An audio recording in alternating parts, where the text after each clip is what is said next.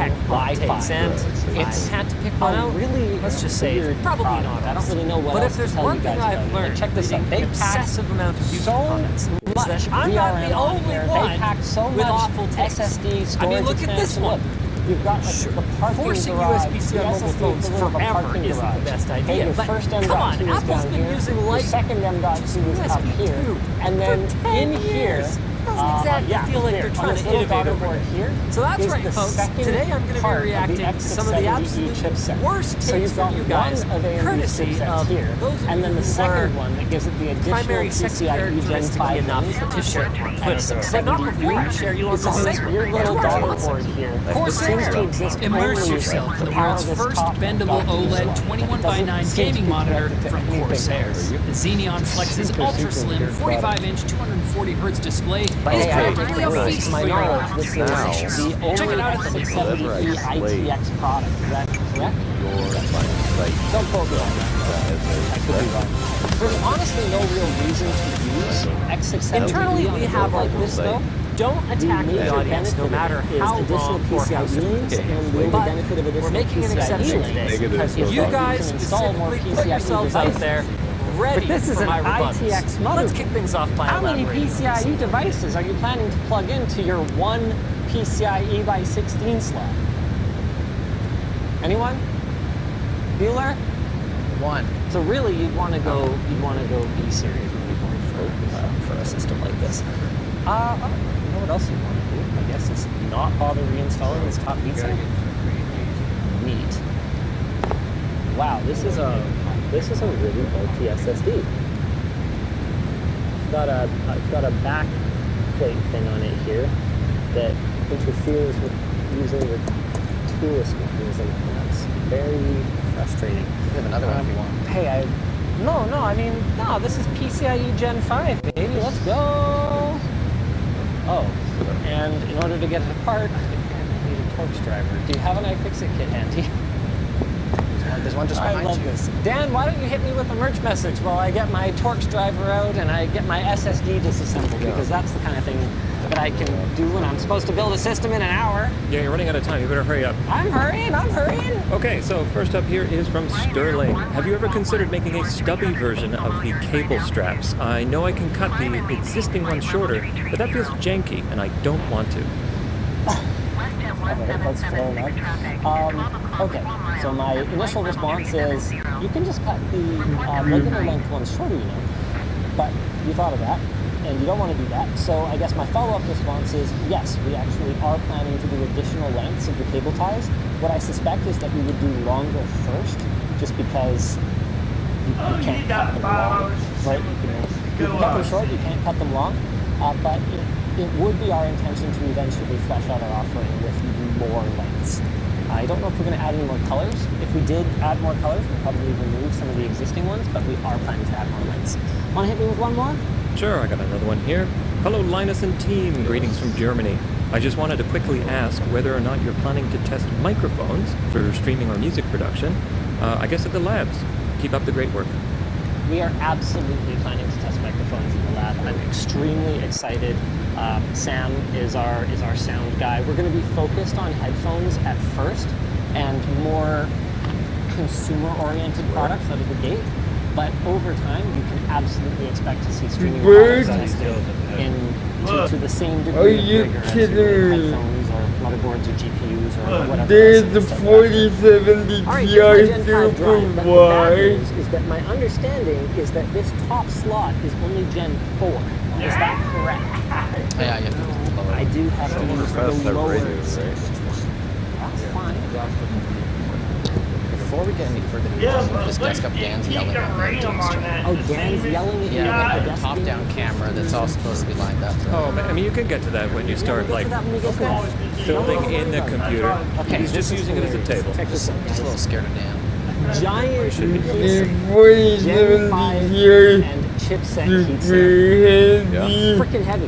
Same monogram as the 4080. And now that we've got all that crap removed from the back and the front of it, we should be able to slide this toolless mechanism into place, saving ourselves a lot of time. And then we put this chipset back in, and we should be... Uh-oh. Is that it? I think it's it. So please use that as well. Oh, it has games. Oh, cool. Yeah. Wait, is that another Gen 5 drive, or why do I need both of them? Why not? but I mean, you paid for Got it. Okay, I have a $3,000 desk. I might as well. the 4070 have two Super Gen 5 I'm gonna SSDs. get is So I've got a 2 terabyte T700 from 192. Crucial on the bottom, and then I have the The- Aorus Gen and 5 then 1000, the 10,000, whatever. I have the Aorus Gen 4070 5 SSD on the top. TI Got a Gen 5 SSD Super sandwich here. 256. Dan, hit me with another merch message. On par. Sure thing. On par with Hi, Linus and team the again. I was wondering if you're planning to make laptop or tablet cases or sleeves, On at least par for common with sizes. the Congrats on the quality 4080 improvements to LTD Lab.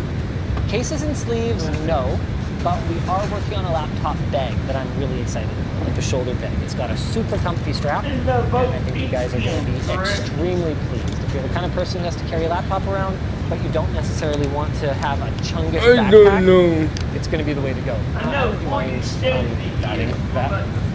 Hey, this is great progress. CPU, I motherboard, don't know. RAM, SSD, and we're only 10 minutes in. No problem. Let's go ahead and get our motherboard installed in the case. Nope, I don't need any of that. These are so long for an SSD. They are long SSD screws. All right, let's pop this open, see if I can figure out how to do it. Ooh, there we go. Let's move it up. All right, let's move it up. We're moving it up. This I'm ready. is weird. Okay, so just put your foot on the bar in the middle, The and I'll put my foot on it and just pull up. Really? the That's core That feels like it's frequency breaking. on the 4070 TI Super is How do we know that they're all at the same height? we pulled it all the way up to the top. I see. So that's how we know it's at the same height right now. Okay. It's in the thing. Yeah. All right. Cool. 'Cause here we go. Let's put the motherboard in, shall we? The So CPU riser goes here.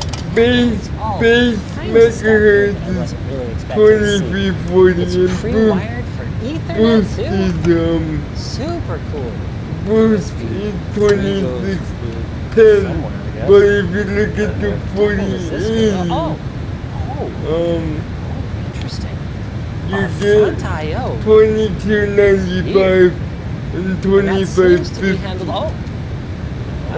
Our front I/O is here. Good, of course, Our is on the so 4070 this is not TI accessible when the Super case is closed. 8448 Here's what I'm gonna do. I'm gonna take this. and I'm gonna pin it down here. 10,240 And I'm gonna pin that in there. on the I'm 4080 gonna take my Super. RGB lead. But, And I'm gonna deal with that but later. slower clocks. Goodness, look at all these RGB leads. Good, great. I'm gonna take all my RGB leads. I'm gonna run them over there because those are not my concern right now. In Ethernet terms is there of for now. 4070 This TI is to be for Super this and console, 4080 my front Super, USB, they're the not same front, amount but of RAM. front USB 3. This is Yeah. my DisplayPort cable for my GPU. How on earth am I supposed to install this GPU? I will figure that out. That is gonna slow me down for sure. No, Okay. no, not 12 Very gig. European. They're both Got the hex 16 gig. Cool. The 4070 That's gonna save some Super, time. I'm getting this Oh, 12 this is gig. cool though. Look at that. So here's That's the something I haven't thing. seen in a long time, and this appears to be a removable motherboard tray. The Got a little Phillips the head thumb 4080 screw here. Go ahead and pop Super that is off. the 4080 and the 4070. They're $300 Pop the per motherboard tray off like that. So we'll go ahead and I guess I'll need some standoffs. Is What do I it do with all worth the it? screws? Or Smart. should Ah, I there we are. just do the 4070 Ti? Don't worry, guys. I can definitely do this in an hour. Hit me with another merch message. Sure thing. Hey, Linus, do you think we'll be seeing more consoles with the new APUs popping up? Cause I Future don't handheld think the consoles with specs docks, considering how amazing are the that Euro much Gen of Ally seems to be. a bump. The worth $300 more. Honestly, I think what we're bound to see is Asus is going to get a big first mover advantage with the Ally. I would imagine they worked out some kind of a deal with AMD where they're taking substantial volume of the new Ryzen Z1 Extreme, and It's, that's going to lock them, not necessarily, they're all not necessarily lock them up with an exclusivity window, 12 but it will make it so that I don't think ASUS will reasonably be able to supply anyone else for quite an extended period of time. Okay. So whether they have an exclusive or not, all they're three gonna could have do a the de 12 facto pin exclusive for on it for quite a while.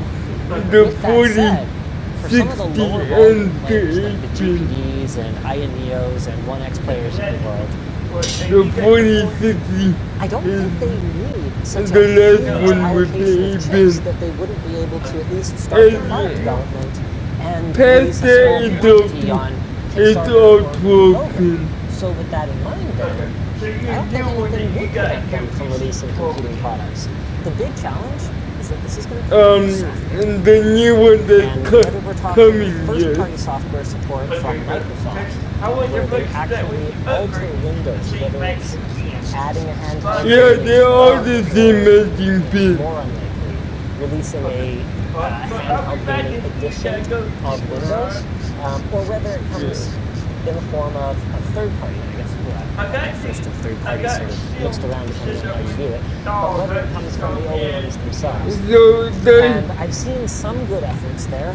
INEO's ISpace was quite promising in the early days, but from my experience with it, it has either A, not progressed as much as I'd like to see in some ways, or B, actually regressed in other ways, particularly with respect to the sort of overall stability and usability. I haven't really been that happy with ISpace lately.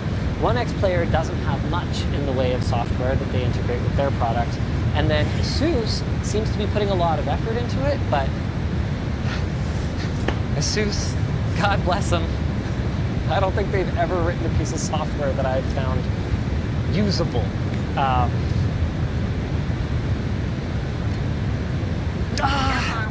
Armory print's a lot better now than it used to be.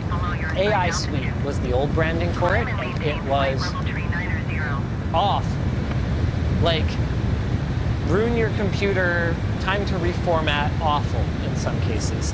And I remember having just the funniest call with an ASUS technical guy at one point. This was back in probably the X79 days, and I basically go, you know what, whatever. I'll just name the individual. I go, JJ, I love you, but AI Suite is awful. He goes, what's awful about it? And I'm sitting here going, yeah. Look, I know it's your job to drink the Kool-Aid, but Hello. Dude. Hi, Captain. I just wanted to come by and ask if everything was going okay. It's so bad. Everything is absolutely fine, yes. It's a lot Thanks for better asking. than I know, but I just... Great. I have a lot of misgivings about Call me if you how need good the anything. software is going to be on the Ally. And that's speaking as someone who has had hands-on experience with it leading up to the launch. I think they've got a big uphill road ahead of them. And if Microsoft doesn't step in and help with this, it's going to be a real challenge for handheld makers, be they ASUS or otherwise. It looked like someone had kind of pre-configured this cooler for me, but that is not actually the case. All the Intel hardware was left at the top, and I need to go fishing for the AMD hardware. Fortunately, we didn't have to fish for too long, but it does look like there's going to be a bit of work converting the block to the AMD mounting hardware. Let's go ahead and grab this here. Dan, want to hit me with a merch message while I try to fumble my way through? What even is this? Oh, this is from Deep Cool. Okay, cool. Okay. That's a lot of RGB. Well, we don't need that for now. We'll deal with that later. All right, here we go. Hi, first merch message. With the labs being built, will you redo the short circuit videos to update the information on them that may influence a purchase? Wow, that's a really good question. No. Video production is so time-consuming and so expensive, even at the scale that we're working at. I mean, obviously, this isn't a Hollywood big-budget production or anything like that.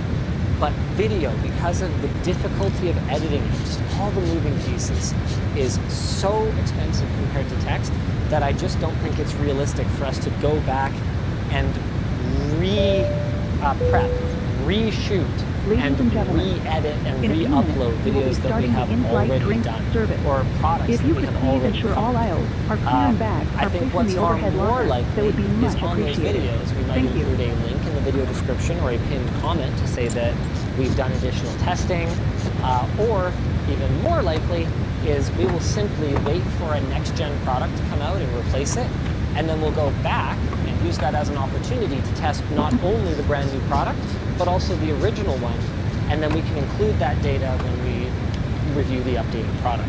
I'm actually really, really excited about the future of Short Circuit because I have this way of turning everything into, making everything better whether I want to or not. Short Circuit was intended to be low production value, just first impressions, unboxing videos. They were supposed to take very little time. And whether it's me or whether it's the team around here or some combination of the two, we just can't settle for that. It's easy money, don't get me wrong. Unboxings are like the easiest money ever. You just unbox and people want to see it, and so they watch the video.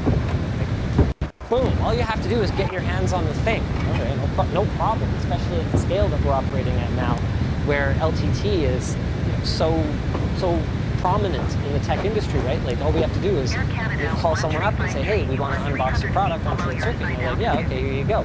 And, there's no pressure to say a positive thing about it or anything like that. I'm not saying, like, easy money in like a scummy way.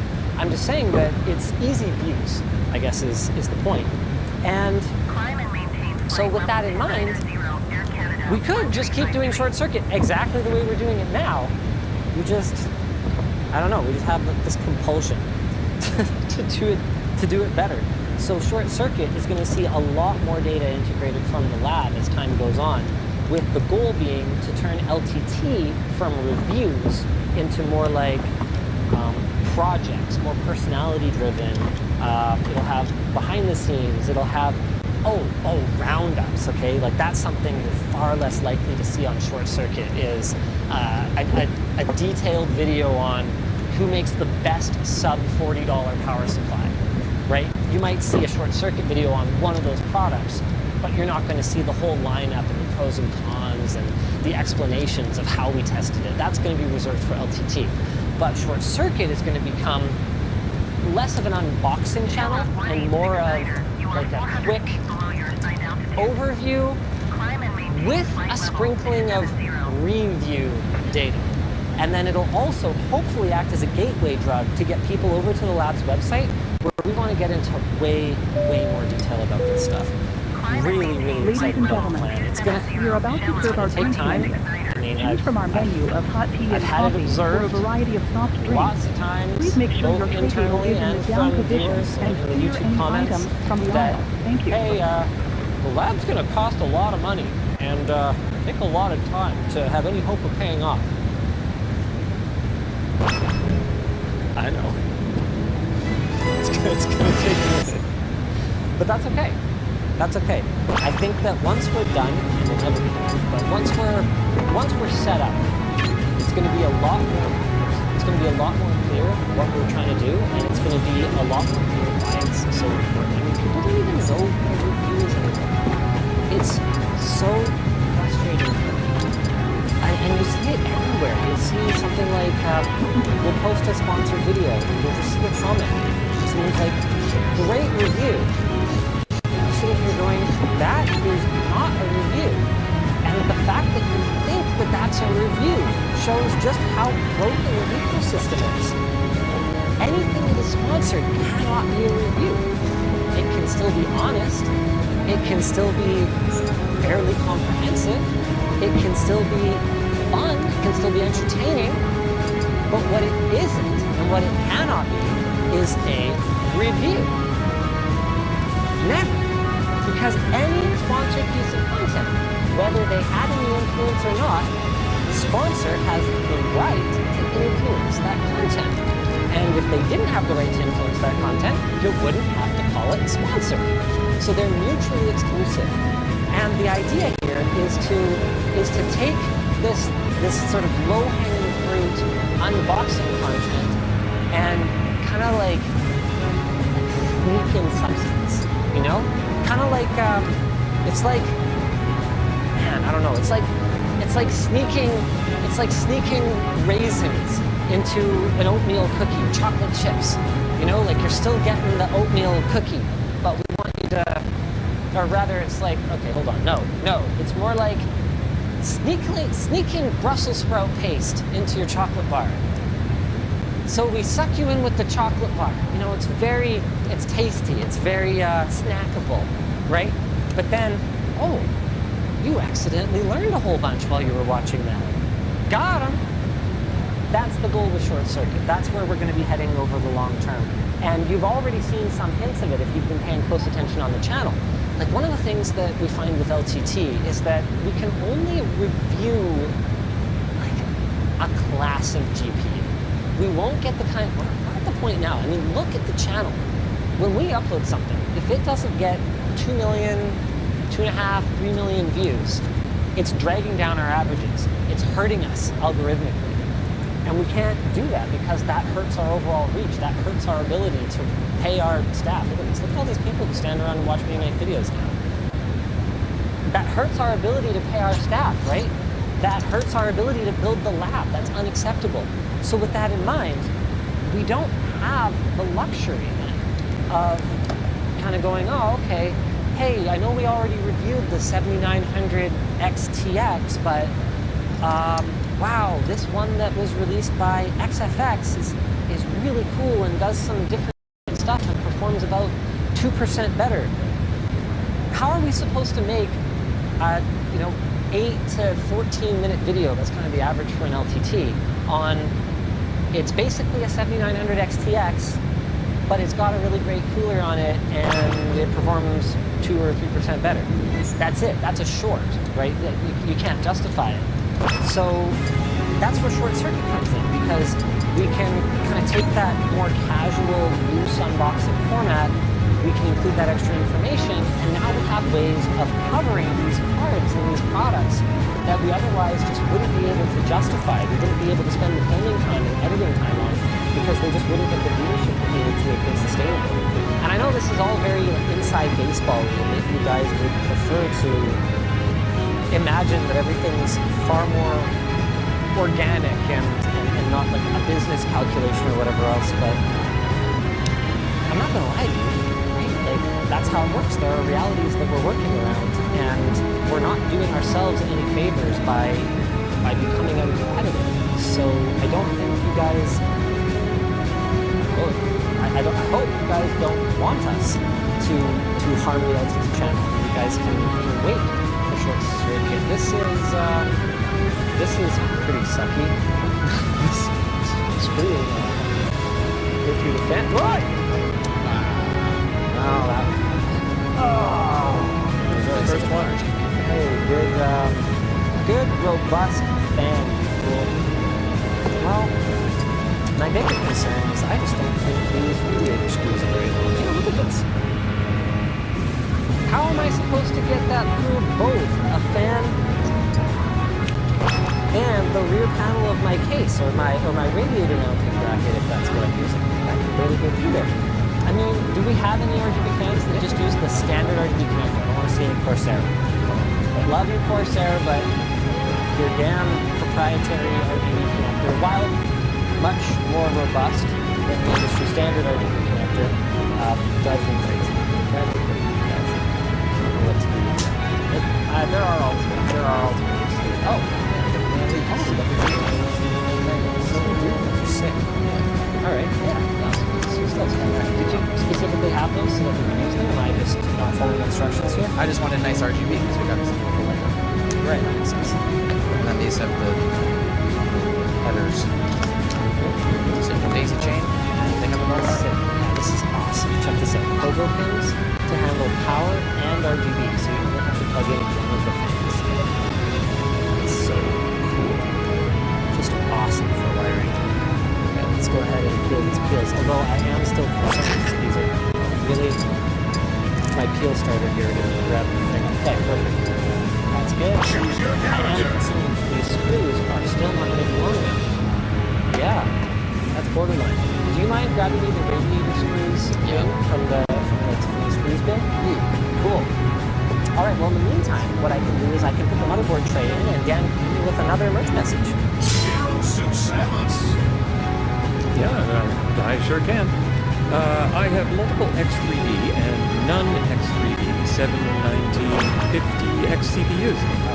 7950X CPUs. At first, I didn't mess with SoC voltage with overclocking.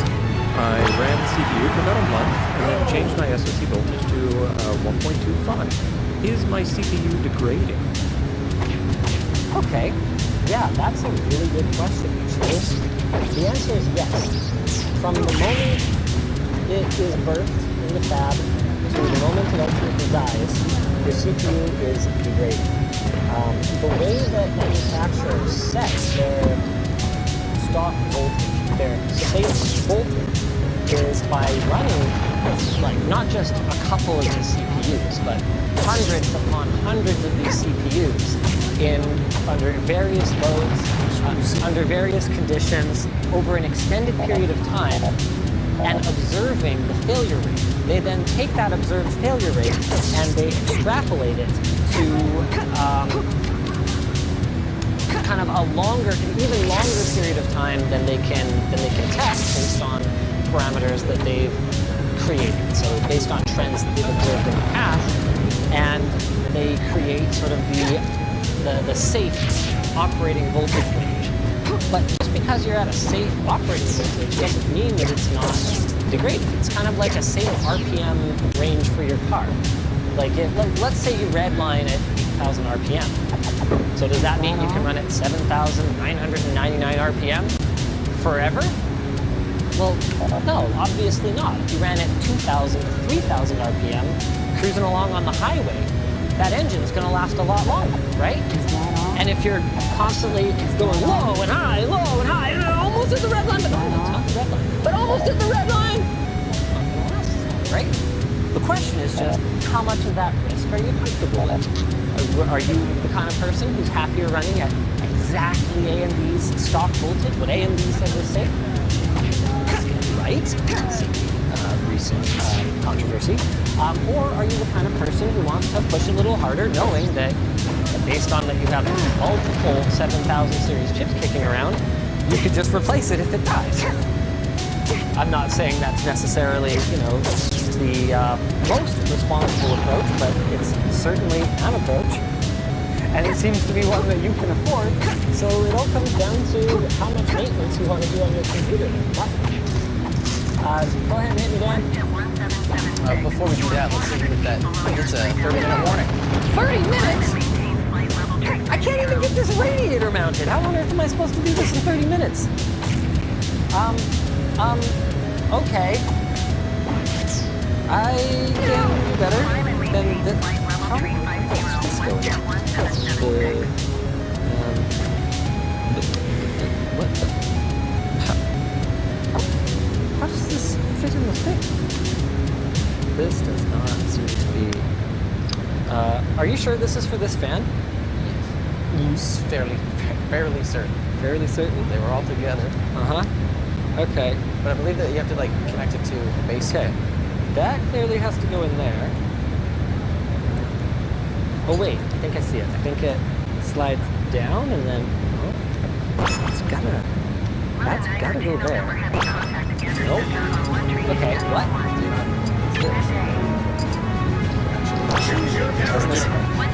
Wait, what's this one? This one's different. Odie, what's this then? Here we go. This one. Okay. It looks like they revised this at some point. That was really cool. Alright, we're going to take a different approach then. I'm just going to screw the radiator onto the bracket with the short screws, and yeah, that's how we're going to do that. Cool. Guess we're not going to be low maintenance on this one. Alright, Dan, hit me. Oh, yeah, okay, give me a sec here. Just gonna cancel this. Grab one for you. Linus, it's been long enough. We deserve to know who the Pyramid PC was for. I've been dying to know for years now. Should I say our top secret client? Do you guys know? Even yeah, I know you. I know you. But all the new blood, they don't know. All right, big reveal.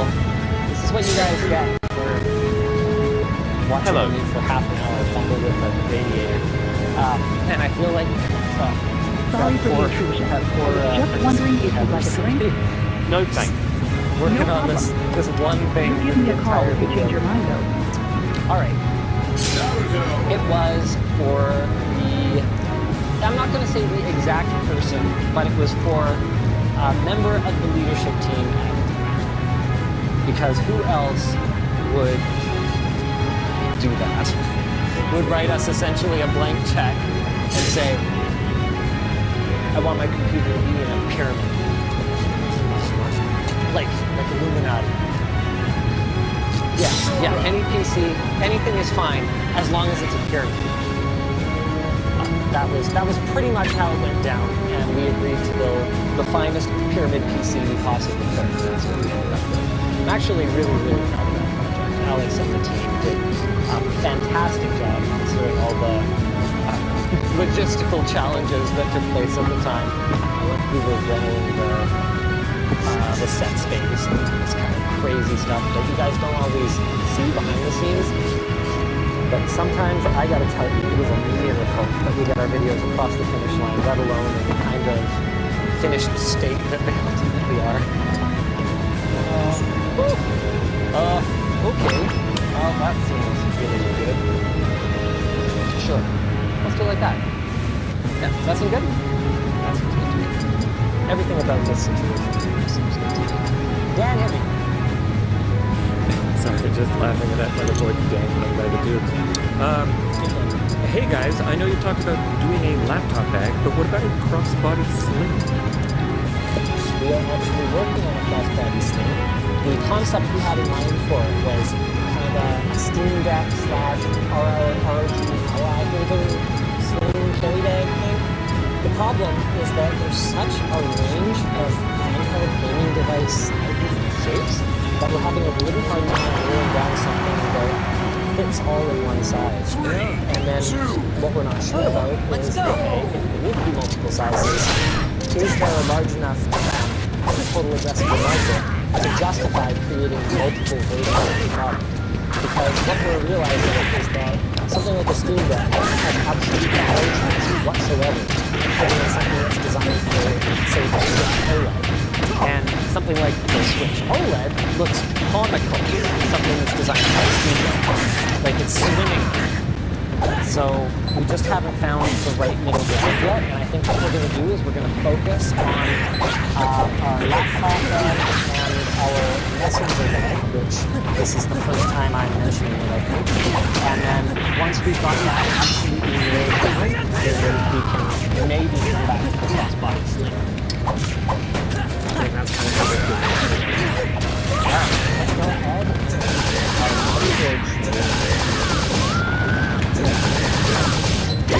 I noticed that a wild look barbecue. I assume it's something to do with LPG4. Is that a fair assumption? Oh,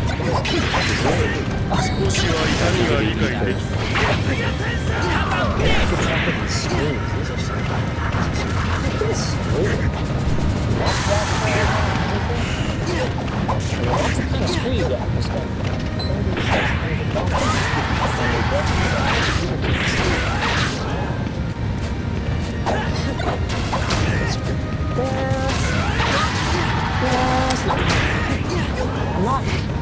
I'm not pronouncing any judgment yet. First, I want to see how the build experience goes. So far, even though I haven't looked at any instructions or anything, it's been fairly intuitive. It's very weird. A little spot right here for that.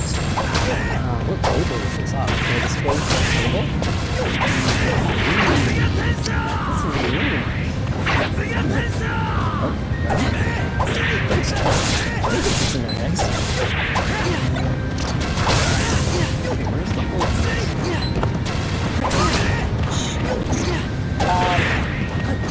Oh, yeah, there it is. Good, excellent. Hey, maybe it has to go on this way. This is the side that has actually made for the radio.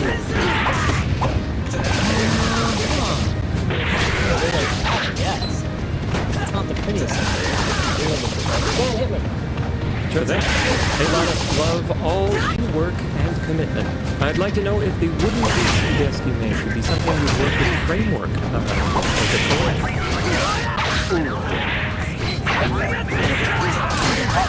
Okay, well hold on. Depends what you're asking. If what you're asking is if framework is going to get into the desk business, the answer is no. If what you're asking is if it had ever occurred to them, is a framework motherboard and embedded in a desk? Yes, we are extremely excited to do a project like that. In fact, we may have a very, very special collab lined up for that. Whoever you think it is, you're right. But I can't actually confirm that yet because we haven't nailed down all the details. There's travel involved, stuff like that. So I don't want to put any pressure on it yet. I hope it works out, but if it does work out, I'm really, really excited about it. And that's all I have to say about that. Let's go ahead and get our base fans plugged in here. We're probably going to use have a ton of options. So, I guess we're going to go with this. This is a nice big one with this space at least. Even with the motherboard all the way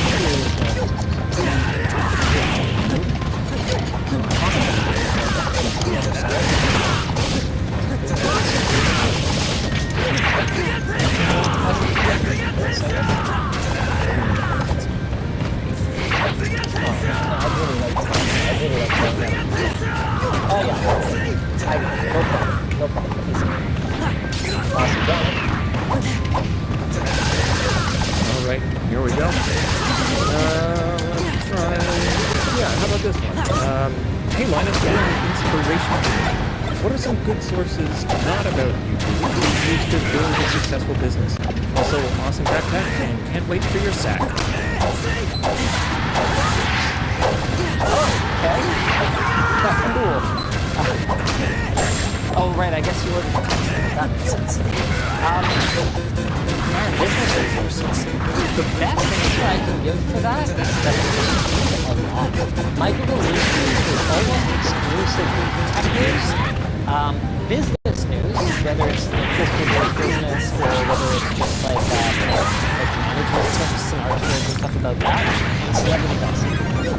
Because the second you click on one, you wouldn't believe the behavior of Tom Cruise on film set X, then your entire feed's going to be flooded with that stuff. And if you click on it once, realistically, you're not even going to figure out what you're doing because, you know, how did her business interfere with her ability to do whatever Gwyneth Paltrow? I'm a sucker. I'm a sucker for that stuff. So my new resolution, actually very recently, is to never click on it. Not even once. And then I broke it immediately, not on purpose. I accidentally clicked something about how something, the MCU, something. No, I don't want any more of this because I'm wasting too much time just reading garbage about the fact that, as far as I can tell, a solid 30% of these articles are AI. And you can tell. They're repetitive, not well written, blah, blah, blah. So I hate just giving away my attention to someone who's not even willing to pay attention to creating content in the first place. Even if the AI generated one is decent and does actually have a story about it, this comes with or whatever, right? So, yeah, other than just kind of trying to stay up on things, like, I'm constantly reading articles about workplace trends, leader management for employees. I do keep up on what's going on r/Tour. And some of the kind of anti-company sort of subreddits, just some idea of where people's headspaces are at. It doesn't necessarily mean I agree with every viewpoint that I read there. And obviously, I think with multiple perspectives, I work as an employee and as an employer. But it's good to know. It's good to know what's happening, what people are doing.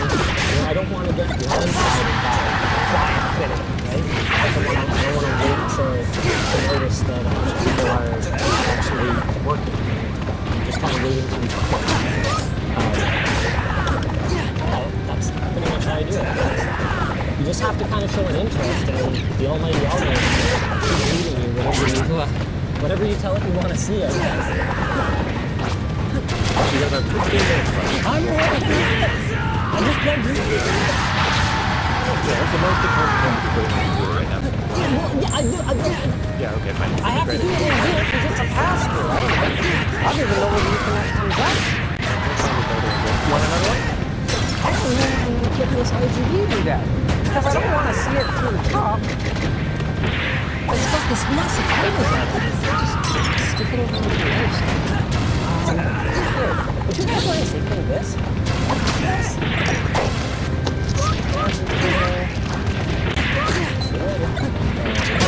I mean, yeah, you could tell us to store it on top. Reasonably tight. Very well reviewed. Besides, pretty much everything on the store. It's a quick falsely represented. Oh, down here. Sure thing. Let's get back to it here. What is the largest bottle size you'd like to make before you stop making even bigger bottle sizes? Yeah, I believe that's 60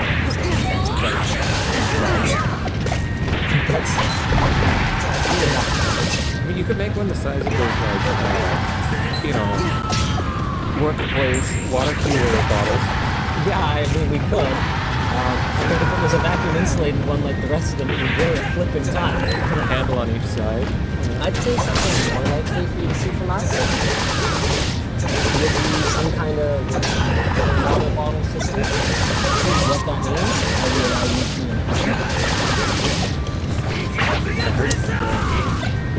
fan extension. Where did this come from?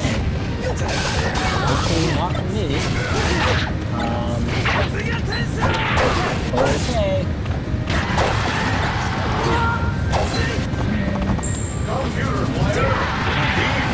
Okay, good. I've got my radiator fans installed. I've got my pump RPM monitor installed.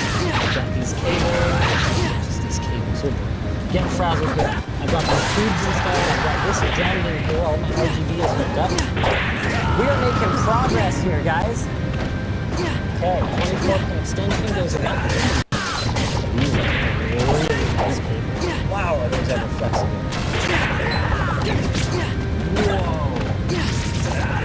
That's sick.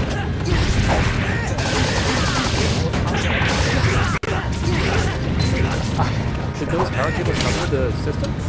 Seems like this is silicon wire. I've got that decent. Yeah, these must be probably right. These must be silicone insulation on them. Yeah, that's what you get for $4 grand. I want all the cables to be that. I love it. They're so nice. I don't have an extension for the 8-pin. It seems like that's close enough to the power supply that I won't need it. But what I do need is this little daughter board. This motherboard has this super funky little daughter board that hooks up to 2 USB-C connectors, and then off of those 2 USB-Cs, you get apparently the SATA, your USB-C, and the front panel I/O. Hopefully you got close enough to that end because I am running out of time. 13 minutes to finish this build. Sure thing. Do you think the recent problems with AMD, X3D, and 7900 XTX overheating will be a growing trend, or will we see them double down on control and work with partners to launch issues?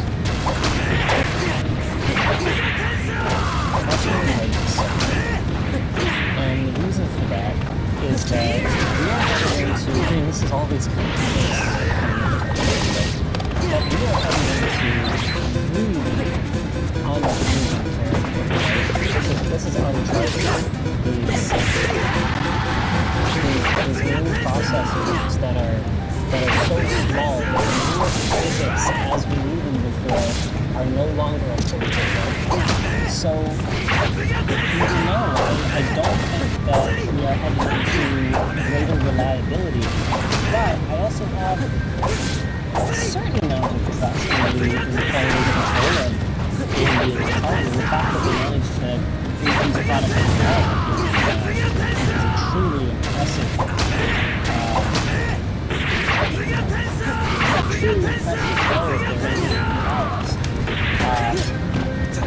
think the fact that we haven't seen more of it is something, but that's all it is. I have no actual factual evidence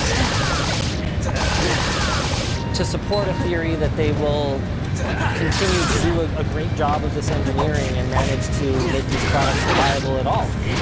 No, maybe things will get worse. We have no way of knowing. That's why I always encourage people not to be fangirls and whatever, right? Because everyone can make a mistake. Intel's had bugs, AMD's had bugs. Hard drive manufacturers were a big one for a long time. There are some general trends that you can follow. Some hard drive manufacturers to be more reliable than others. But you can see from the data that all of those were anyway a mistake.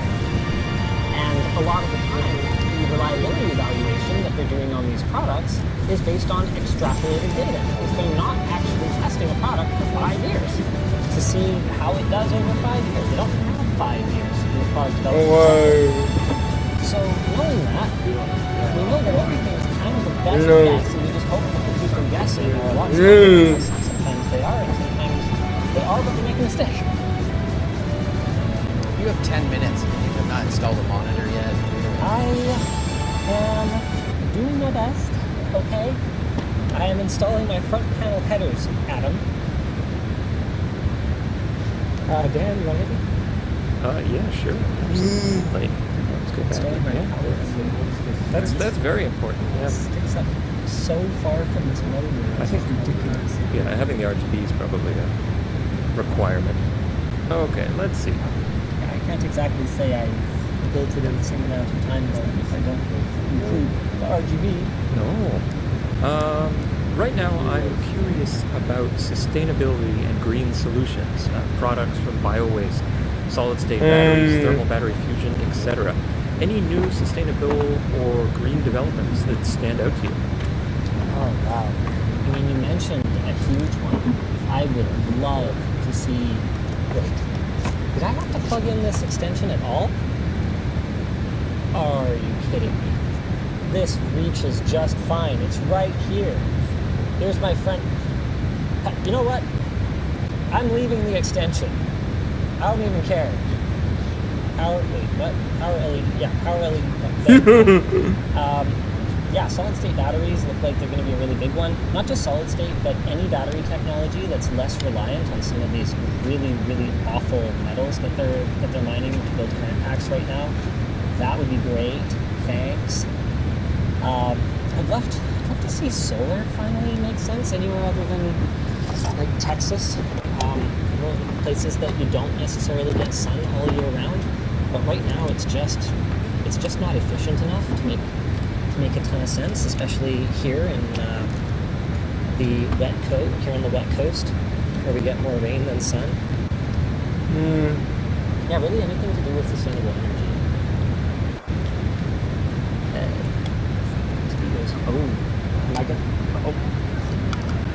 Okay, how does this thing plug in? Oh, good, another RGB header. I have 5 RGB plugs in this system. That is wild, and I'm not even done yet. Again, this one stays adjustable. How does this go on? Oh, I guess it doesn't really matter. Cool. So it just goes on like that. And then that goes like that. Hey, awesome. And then this, up there. It's nice that they include an RGB. Although, again,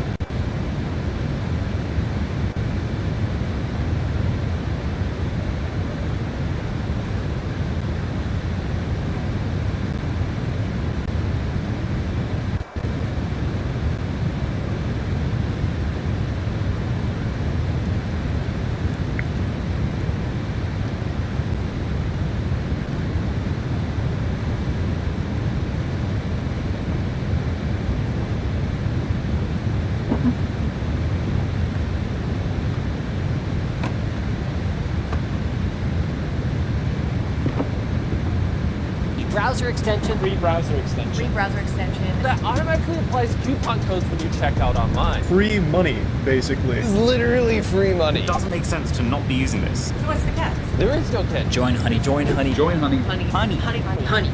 Honey. Honey. Honey. Honey. Join honey.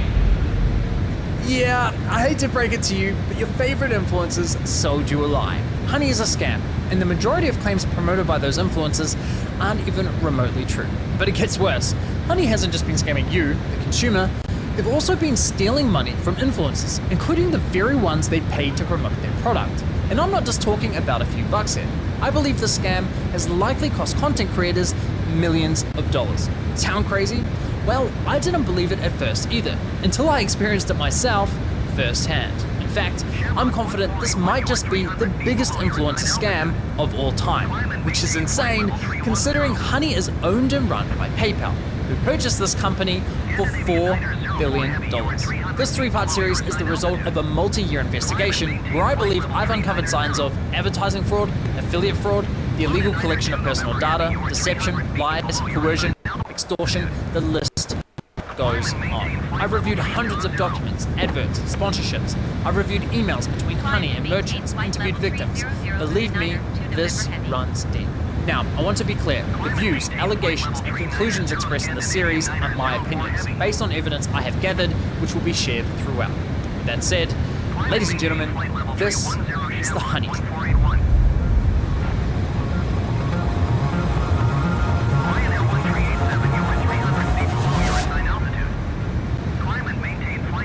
Now I know what you're thinking. It's a free browser extension. How bad could it be? Well, trust me, it's far more sinister than you might think. You know what they say, if a product's free, it's likely you're the product. And as you'll find out later in this investigation, that remains true for PayPal Honey. Now, like most people, I too fell for the lies. I mean, what's not to love about a free browser extension that saves you money? It's a compelling product, and with the endorsement from what feels like every single popular influencer on YouTube, it's no wonder millions of people downloaded it. Ironically, the very influencers promoting Honey seemingly had no idea the company was quietly picking money out of their very own pockets. Well, at least one of them realized, but we'll get to that later. So let me show you how Honey's been stealing money from influencers. So let's say you're watching a video on YouTube. If you're into tech like me, maybe you're watching a Linus Tech Tips video. Linus tells you about this free browser extension that saves you money online. You install it in 2 clicks, and boom, you have Honey. Perfect timing, because it just so happens you're looking to buy a new CPU for your computer. You come across another Linus Tech Tips video, and after watching, you're convinced you should buy the one recommended in this video. So you scroll down and find Linus's affiliate link to that product. Now, for those of you who don't know, when you click an affiliate link and buy something, the influencer who promoted the product earns a commission for referring you to that store. So you add the product to your cart, get to the checkout page, and hello, Honey says they found you 10 coupon codes. Sweet. You click apply discounts and Honey gets to work. But unfortunately, none of the coupon codes worked. Doesn't matter though, because as Honey has promised us for years, that means we know we've got the best deal. So you complete your purchase, you're happy, your new CPU's on the way, Linus is happy, he's getting his commission, everyone's happy, right? Well, let's quickly rewind and see what was happening behind the scenes.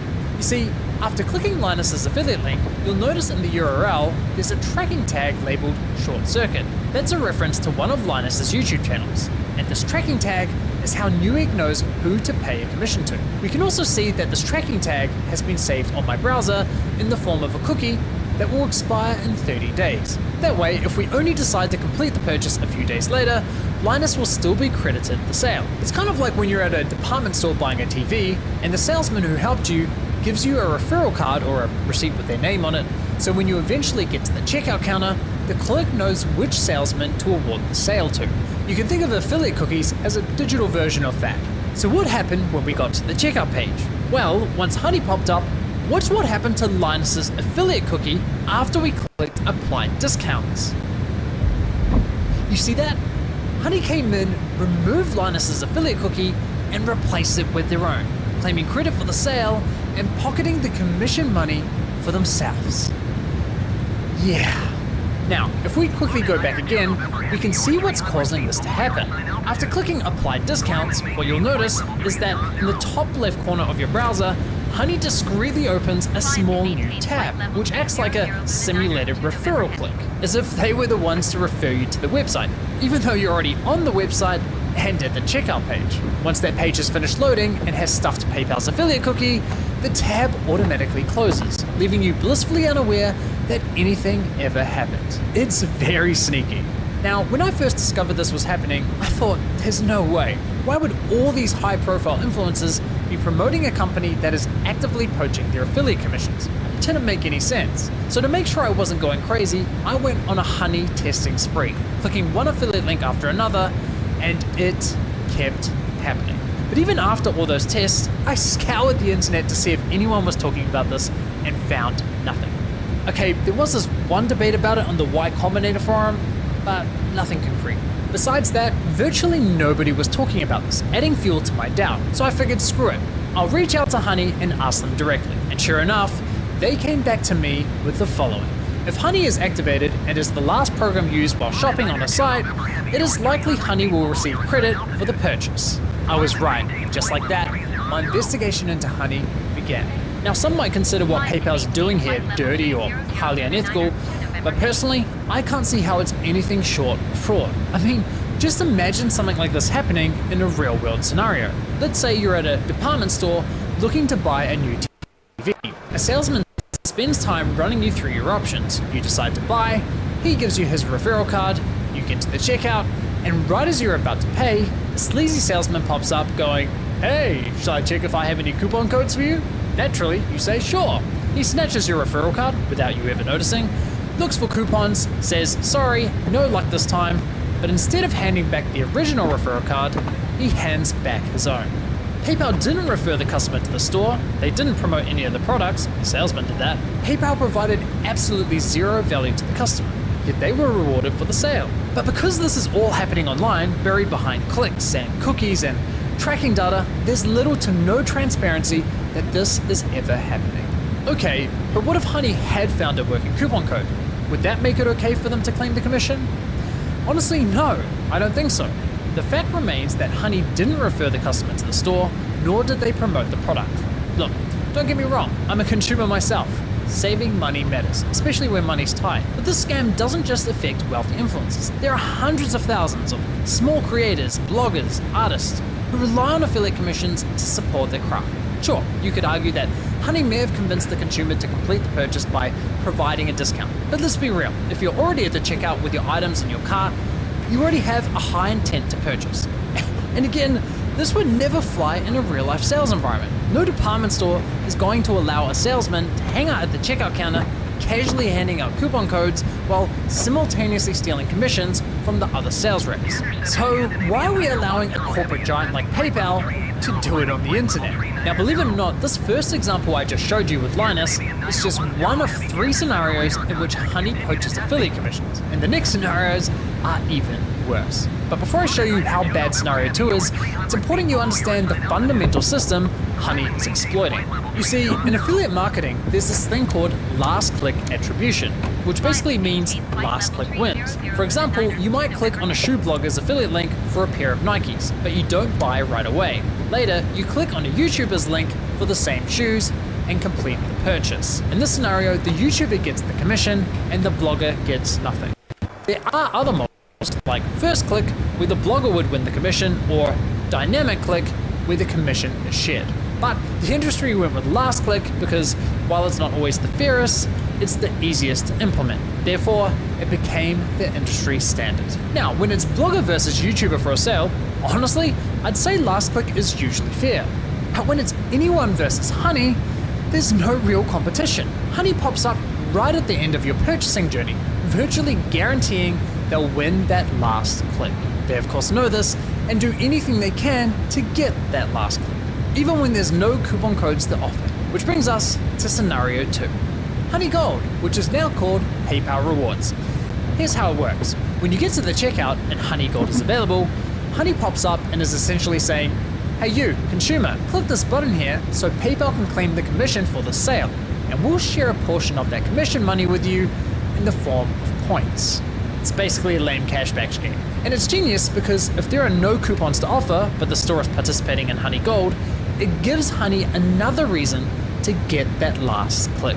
How can YouTubers, bloggers, or any other type of affiliate fairly compete against this type of mechanism? Of course the consumer's going to click, and of course they're going to win the sale. Now this got me thinking, how much of their commission are they actually sharing with users? Well, to find out, I decided to put Honey Gold to the test. So I looked for any website where Honey Gold was offered and found it on NordVPN. And no, this is not a sneaky sponsorship.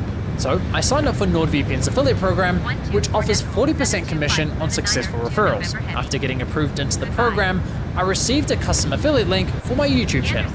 Using this link, I made 2 separate purchases. For the first, I activated Honey Gold, and sure enough, you can see my affiliate cookie was replaced with Honey's. And for the second, I didn't activate Honey Gold. As expected, I was awarded a $35 commission for the sale where Honey Gold wasn't activated, and received nothing when Honey Gold was activated.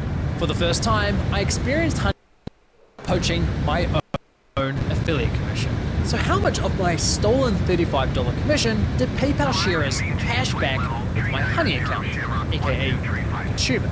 Brace yourselves, 89 points, which is equivalent to 89 cents USD. That's right, Honey poached a $35 commission for doing nothing and rewarded me a grand total of 89 cents. Thanks PayPal, you really shouldn't have. No, seriously, you really shouldn't have. Now, on to scenario 3. For you ladies out there, let's say you're looking for a new outfit. Your favorite influencer tries on something that slays, you click on their affiliate link and get to the checkout. But in this scenario, Honey knows it has nothing to offer. No coupon codes, no Honey Gold, yet it still pops up to announce absolutely nothing. Annoying as fuck. Naturally, you click the got it button to get rid of the annoying dunce and coin, and whoa, what's that? PayPal takes the sale. Why? Because fuck you, Mary, that's your commission. But wait, there's more. My personal favorite is when Honey has nothing to offer, so it pops up offering you to check out with PayPal, even though the option is already available at the checkout page. And of course, if you click the checkout button, PayPal poaches the sale. Classy. As I was saying, Honey uses any excuse possible to get that last click from the user. It's absolutely disgusting. I can't even begin to fathom how much money has been lost at the hands of this browser extension. Imagine being the influencers who promoted Honey, telling your audience, who, by the way, are the most likely to use your affiliate links, to download an app that poaches your affiliate sales. It's crazy. Now, to be clear, not every influencer who promoted Honey engages in affiliate marketing, so those who don't are obviously unaffected. But did any of the influencers who are engaging in affiliate marketing ever catch on to what Honey's been doing? Well, it turns out yes, at least one of them did. Linus Tech Tips, who have been promoting Honey since 2017. So here's how I found this out. You see, one day I was browsing Linus's forum to see if anyone had raised a red flag about Honey. And sure enough, back in 2020, someone sounded the alarm, but it was ultimately ignored. However, in 2022, a different user noticed that LMG were no longer promoting Honey and asked the team if they had been dropped as a sponsor, to which one of Linus's employees responded with, "We ended the partnership with Honey due to the way their service interacted with affiliate links. Essentially, if someone clicked on an affiliate link and then they used Honey and searched for a deal, Honey will override that tracking link even if they don't find you a deal. That didn't jive with us, so we ended the partnership." Okay, so they had no idea this was happening, and it took them several years to catch on. That's quite telling, because we're talking about a tech-savvy YouTube channel that's run by a very large team. The fact that it took them several years to figure this out, in my opinion, really underscores the deceptive nature with which Honey operates. If Linus and his team didn't know, I can't imagine many other influencers would have known either.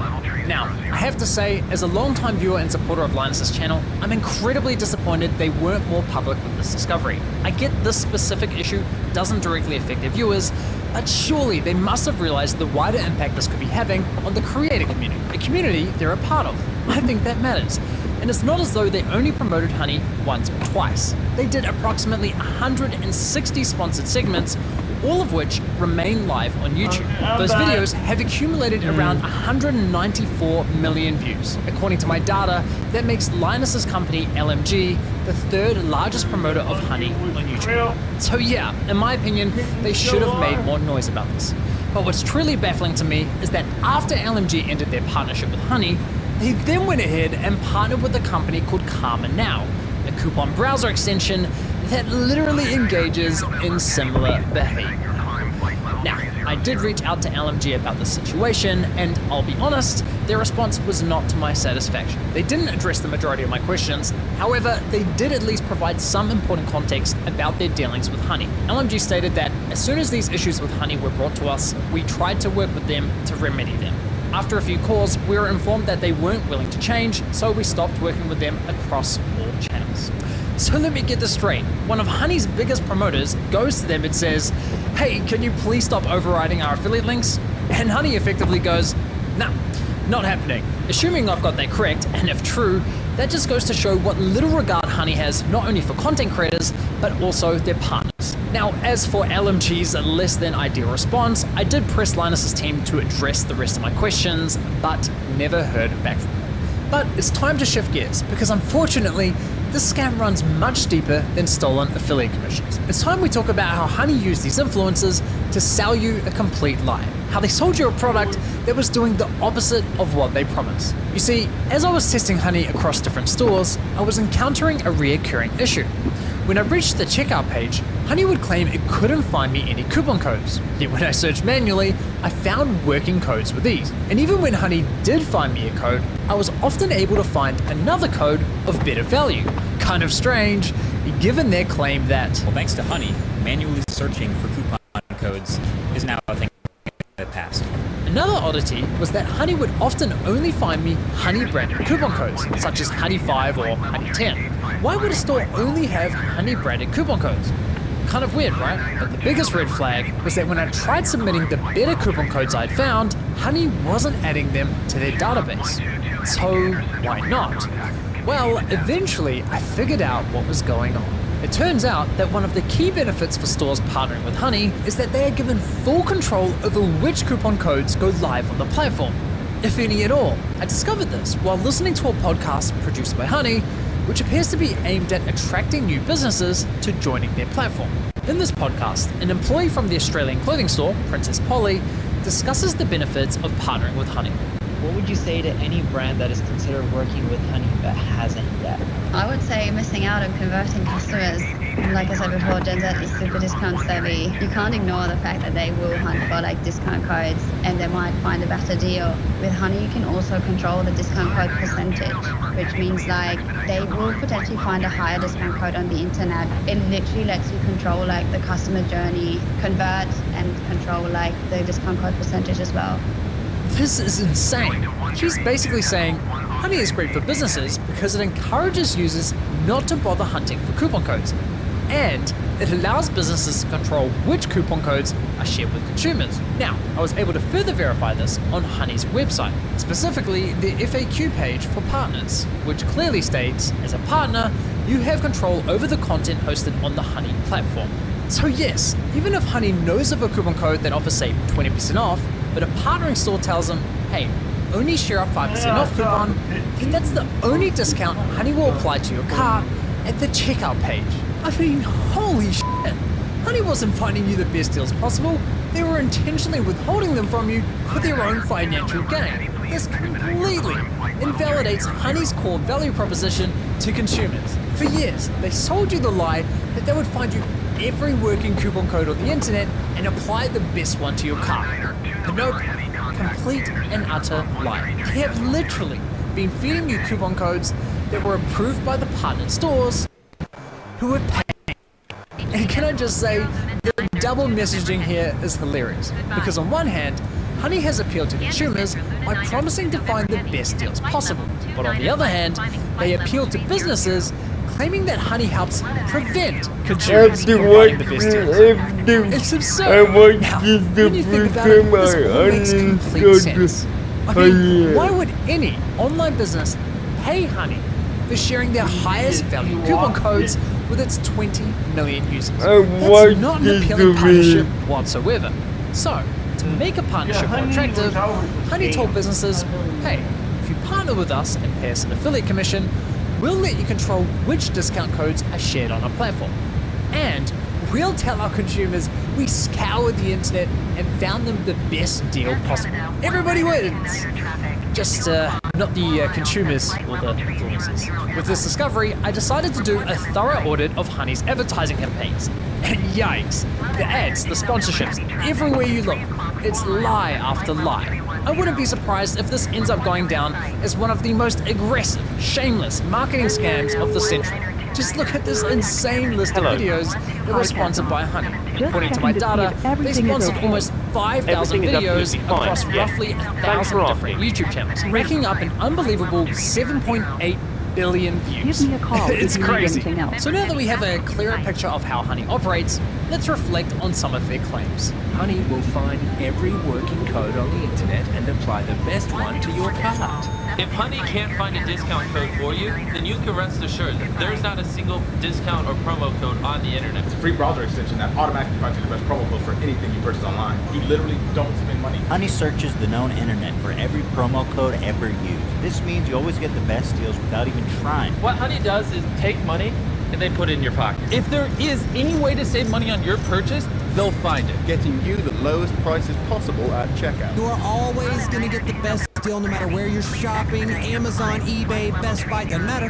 Honey's got your butt covered. If Honey can't find a code, you have the best deal. It really puts into perspective just how shady this company is, doesn't it? Now, believe it or not, the Better Business Bureau launched an inquiry into Honey's advertising claims, but after Honey immediately discontinued the claims for, quote, business reasons, the BBB decided to drop the case.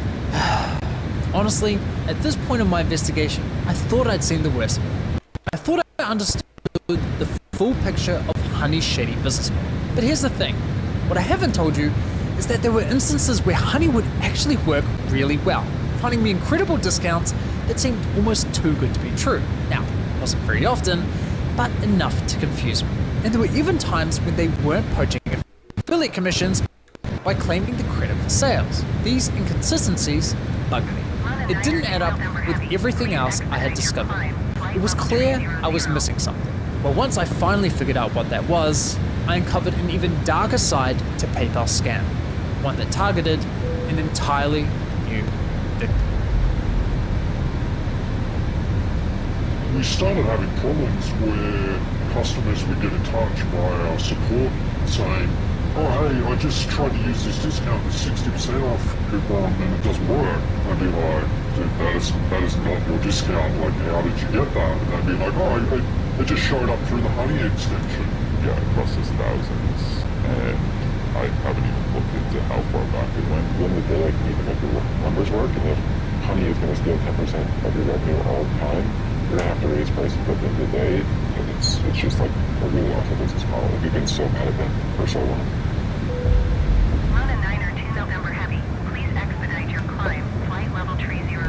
They have made millions and millions of euros.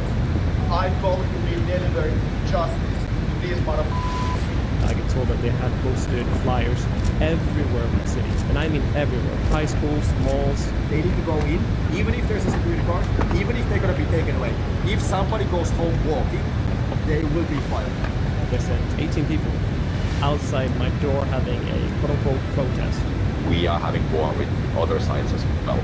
Most of the CSGO gambling sites are scams. I want to know who's really behind this thing. Who's really the victims? And who's really the villain?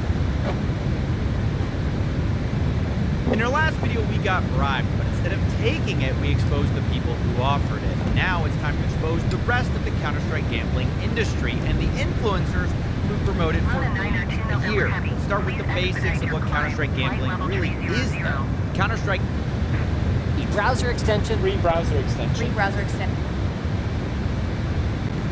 Run a 9 or 2 November Heavy contact Gander Center on 134.6.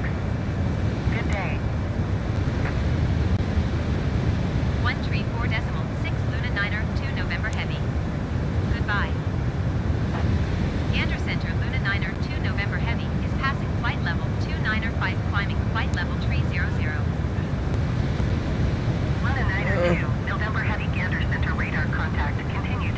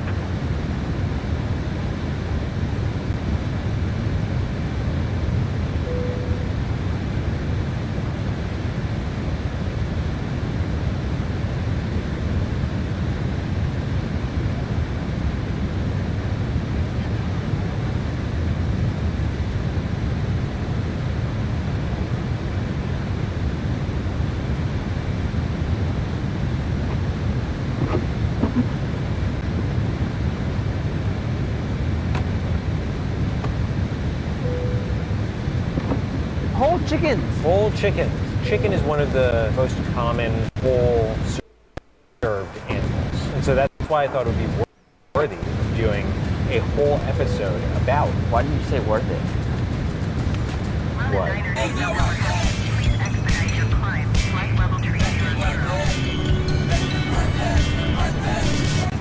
Today on Worth It, we're going to be trying 3 whole chickens at 3 drastically different price points to find out which one is most worth it at its price. We've had whole chickens before. In the fried chicken episode, the last chicken was a whole chicken. In the green soups episode, the last soup was a whole chicken. I am salivating as you say that. You get the fat, the skin, the cartilage, the whole thing. Truly, you wouldn't watch a movie an act at a time. Watch the whole thing. And when you describe a very attractive individual, they're often described as the whole package. Andrew, where are we going first? So our first whole chicken is going to come from Domestic Barbecue in Covina, where we're going to be speaking with Milton and Erica about their whole chicken. It is prepared in halves, but the menu item is a whole chicken. This chicken is both smoked, fried, and grilled. Both, yes. Smoked, fried, grilled? Is that the whole Lee Trinity or what? Yes.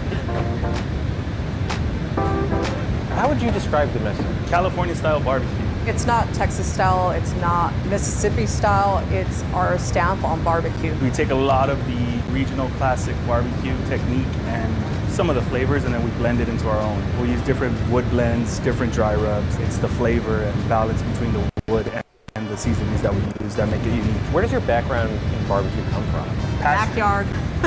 Backyard passion. Yes. I went to culinary school to become a chef, and barbecue's always been in my background, doing it on the weekends with family, with friends. It's one of those processes that takes so much time that you really gotta love it to do it on a regular basis. We are interested in the whole chicken that you guys have. You said, are you coming back online? We used to go to a ton of barbecue spots. One of the things that was always missing on the menu was chicken. So when we opened up Domestic, he's like, let's do something completely different and do chicken. It's really hard to execute just because any misstep can overdry the burn. We split through the spine, and then we do something called a dry brine. Wet brine, you usually dip it into, you leave it, you soak it. The dry brining draws out the moisture from the chicken itself. It's osmosis, so it's pulling out the moisture from the chicken and replacing it with the salt that we're having our dry rub. We put it into the smoker. Anywhere from 2 hours to 2 hours and 45 minutes. We actually deep fry our chicken real quickly just to crisp up the skin. Throw it on the grill, get some nice cross marks on the breast side of it. We glaze it with our house-made barbecue sauce, so you're getting a sweet tackiness that comes with crispy skin and moist chicken. You're hitting all the senses texturally. The chicken's getting the full spa treatment. It really is. We're giving it the respect it deserves. It's a very simple item, but we want to transform it and make it something spectacular. My favorite part of the chicken is always the drumstick. I'm down to start there. Wow. That's where I'm usually better at this. Remember when you said 20 minutes would be enough time? I'm skilled at the anatomy of a chicken. Boom. There we go. Ready? That's what you want. Cheers, Steven. Look at the juice drip. Cheers. Straight up dripping. Wow. That meat is so tender. I never thought chicken that's cooked for that long could still retain so much moisture. I roasted chicken for like 5 minutes too long. It's dry as I don't know what sorcery they're doing to this thing. You want to take a little side break? I do, yeah. Our bacon mac and cheese starts with a base of bechamel. We use real cheddar, real mozzarella, real jack cheese. Oh my goodness. God damn, that's good. This is my fantasy. I love melty cheese. All right, I'm gonna get a breast chunk. The often maligned portion of the chicken. People think it's too dry, it's boring. It's because it's easy to cook wrong. The breast is good. Look at the juices running down my hand. From the breast. And our cornbread is a little bit sweeter, whereas if you go to the deep south, it's more savory. It's a salt profile with a little bit of sweetness added on top, or vice versa. Whole chicken, whole cornbread. Whole corn in the whole cornbread. Whoa, it's actually corn. You don't see that a lot. Whoa, that cornbread is so good. I'm not gonna lie. I was like, oh, this looks like it's gonna suck. You were ready for it to be bad. Oh, I was like, it's gonna be bad. Well, like, the texture of it looks like it's a typical cornbread. Like, you know, it's like dry and like crusty, but it's fluffy and sweet. I want it to be a surprise. before Don't tell our her. next whole chicken.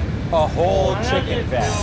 Adam Driver, who attended Juilliard, has said that in college he regularly ate an entire rotisserie chicken himself. Adam Driver went to Juilliard? I thought Depending you on were what else I talking ate about over the the course of a free day. A whole chicken is ideas. not that crazy. Like I crushed half a chicken yesterday and I didn't break a sweat. You were a little sweating. So our next whole chicken, we're going to Sausage Chick. We're going to be speaking with I wanted to be a Marcel. We're going to be surprise. trying their rotisserie dinner to share. They I actually want do you to be two flooded. styles of rotisserie chicken. We're going to be trying both. Sweet. I always love family style meals. I wanted her to be Great to share. flooded by her community. How did you guys get started? Both Marcel and I worked corporate jobs. And in 2020, we worked for the same company and we were both furloughed. And we now found ourselves with lots of time on our hands and a family to support. So we asked friends and family if we could feed them for donations. But what ended up happening was that they would tell other people, and all of a sudden we were feeding like friends of friends of friends. So here we are. The whole chicken meal consists of one whole chicken, 2 sides, a packet of 8 mejorado tortillas, 1 sauce, and pickled onions. You have the option to add a sauce sampler. We have, about 5 different scratch-crafted sauces, 5 different sides. One of our sides that I kind of stole from my mom was the mom's beans. She would only make it during Thanksgiving and Christmas, and everyone asked, did your mom make the beans? And so it's a pinto bean with chorizo, jalapeno, some olives, and some cheese. So, And mom's love. I'm Mexican. We've always had the traditional enchiladas, the albondigas. Conversely, I'm Indian, South Asian descent. Growing up, we never bought ghee. Like, ghee is just something that you made at home. Same thing with yogurt. Both our cultures use coconut, peanuts, cumin, chilies, lime. Really finding the through line between our cultures and then bringing them together for like this epic explosion or collision of flavors, yeah. Sometimes it's a collaboration, other times it's a collision, right? We do 2 different rotisserie chickens. One is pabil, which is inspired by the Yucatan. So it's achiote seeds, citrus, apple cider vinegar, garlic. It's traditionally pork. We just chicken fried it. And then the Indian-inspired chicken is jira chicken. It's marinated in caramelized onions, garlic, ginger. That recipe was really inspired by my dad. We get the chicken in, getting it brined. We let it rest for about 6 to 8 hours, and then we marinate the chickens. We do marinate inside, under the skin. At minimum, it's a 24-hour window where they'll sit marinated. The oven itself holds up to 21 chickens, 7 spits. It cooks anywhere between 45 to 50 minutes. We'll wrap it in foil, get it packaged, ready for delivery. I had another question. Yeah? Which chicken is better? Jira. Good deal.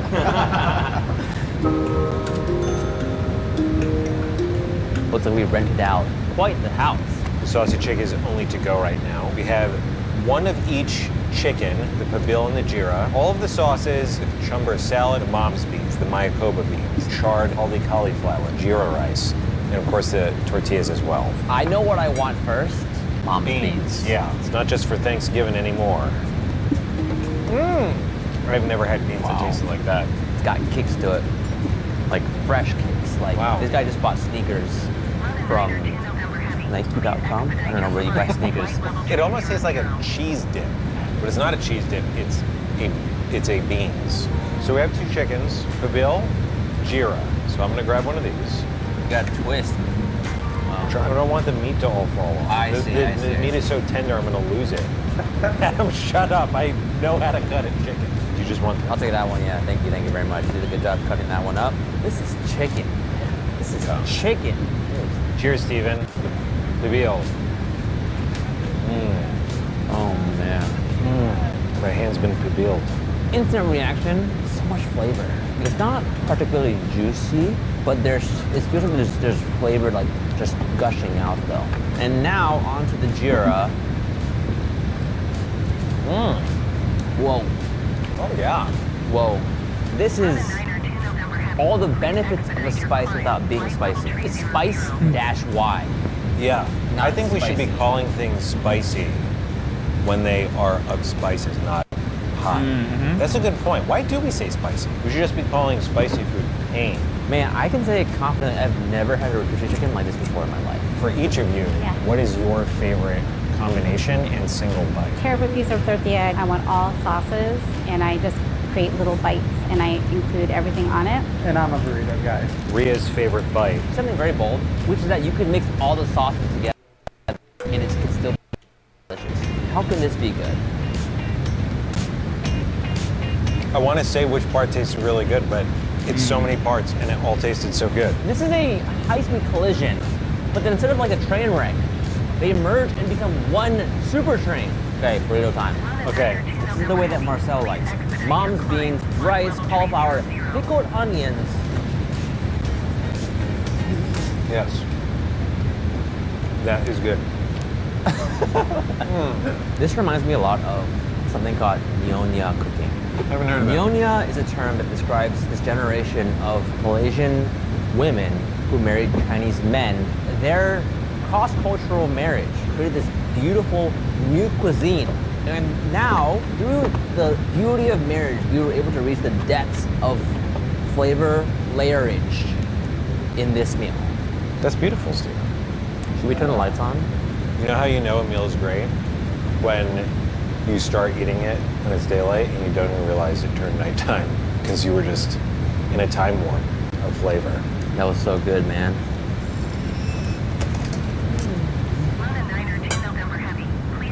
Before we move on to our final whole chicken, we're actually going to make a special trip to the Natural History Museum of LA County. Chicken fact! I'm Newsky. I'm the director of the Dinosaur Institute here at the Natural History Museum of Los Angeles County. A common dinosaur trivia factoid is that chickens are the closest related living species to dinosaurs. Is that true? Not entirely, because, you know, all birds are more closely related to dinosaurs. So I wouldn't just single out the chicken. Not only are they closely related to dinosaurs, they are dinosaurs. So a chicken is a dinosaur? Yes.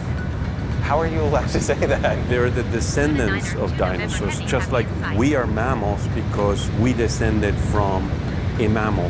We're also primates because we descended from a primate. So when looking at a modern chicken in relation to something like a T-Rex, are there certain things that we can point out as being very similar? Absolutely. Like, for example, you could point at that boomerang-shaped bone.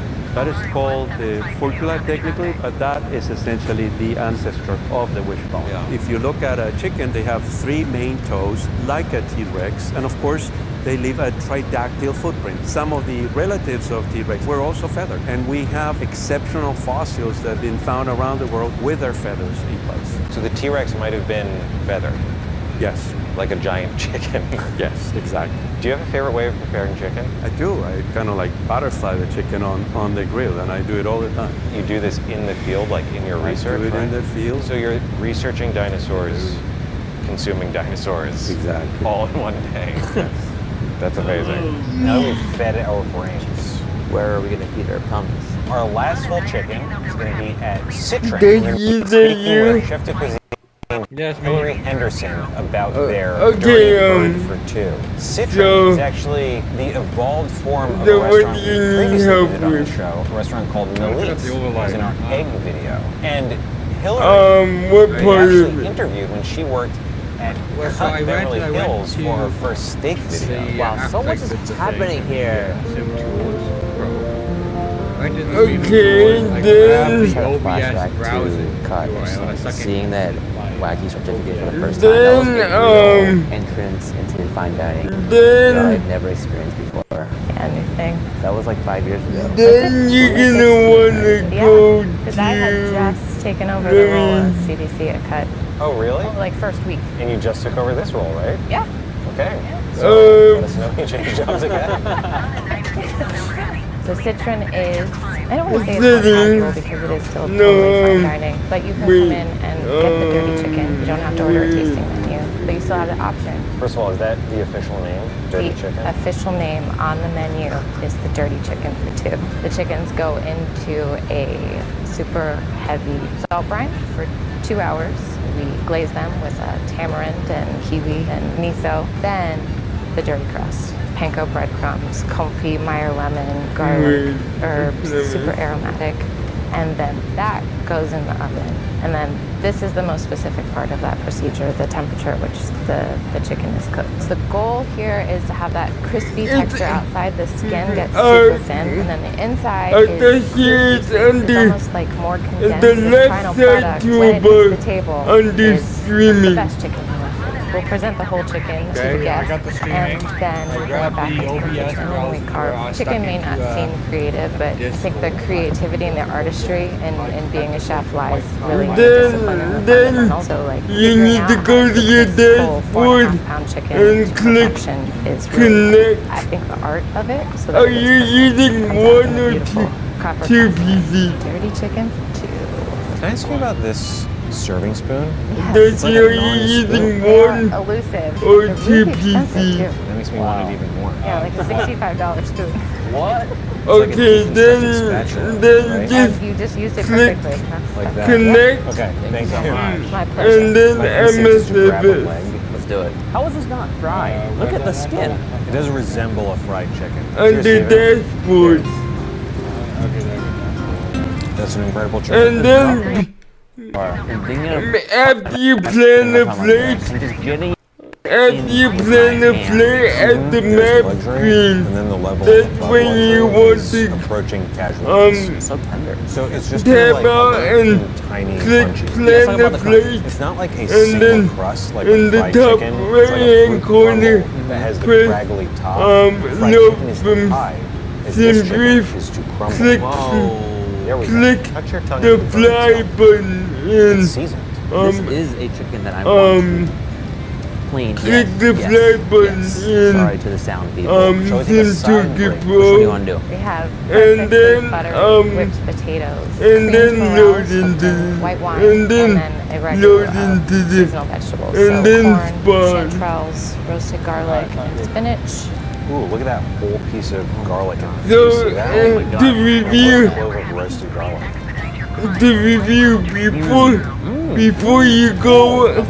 before you go to your live screen, you want to click the connect button. I want that with the mashed potato. Can I grab Because this? the overlay will You're load missing out by not experiencing this ultimately.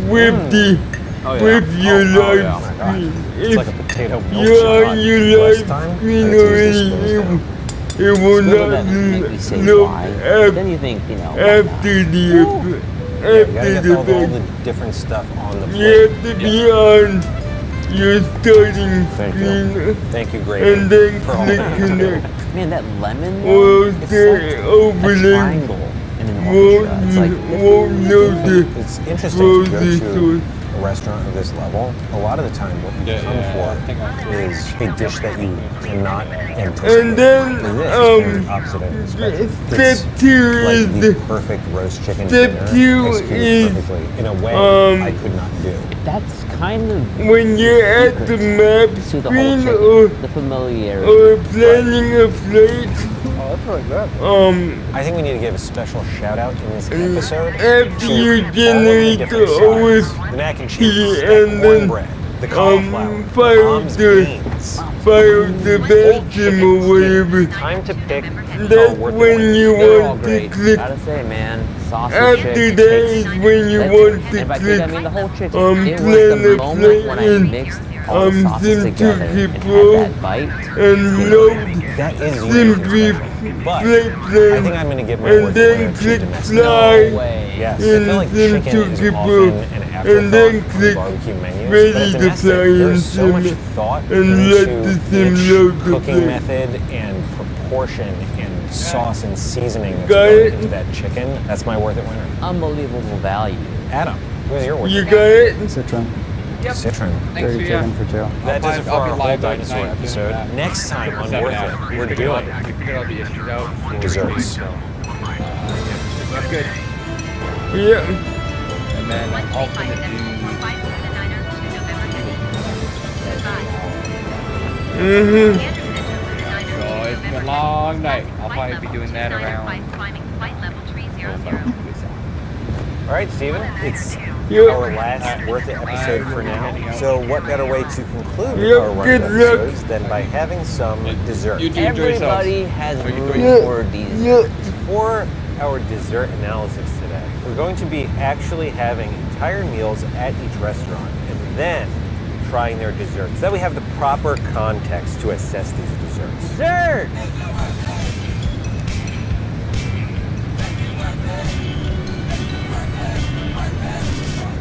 Today on Worth It, we're going to be trying 3 desserts at 3 drastically different price points to find out which one is the most worth it at its price. For our first dessert, we're going to El Cochinito, where we're going to meet pastry chef Emma, as well as chef owner Daniel. Daniel also operates Cafe Tropical, another Cuban spot just down the block, where Emma makes many of the desserts and pastries for both restaurants. We're going to be trying some other Cuban classics at El Cochinito, then eating, for dessert, the arroz con leche.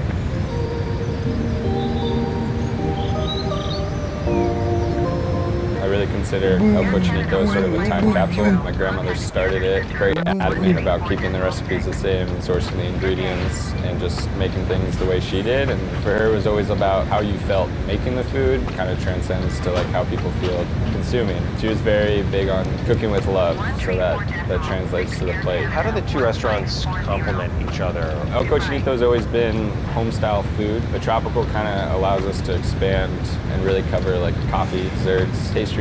All the ingredients we use are raw. Nothing is refined. Everything is fresh.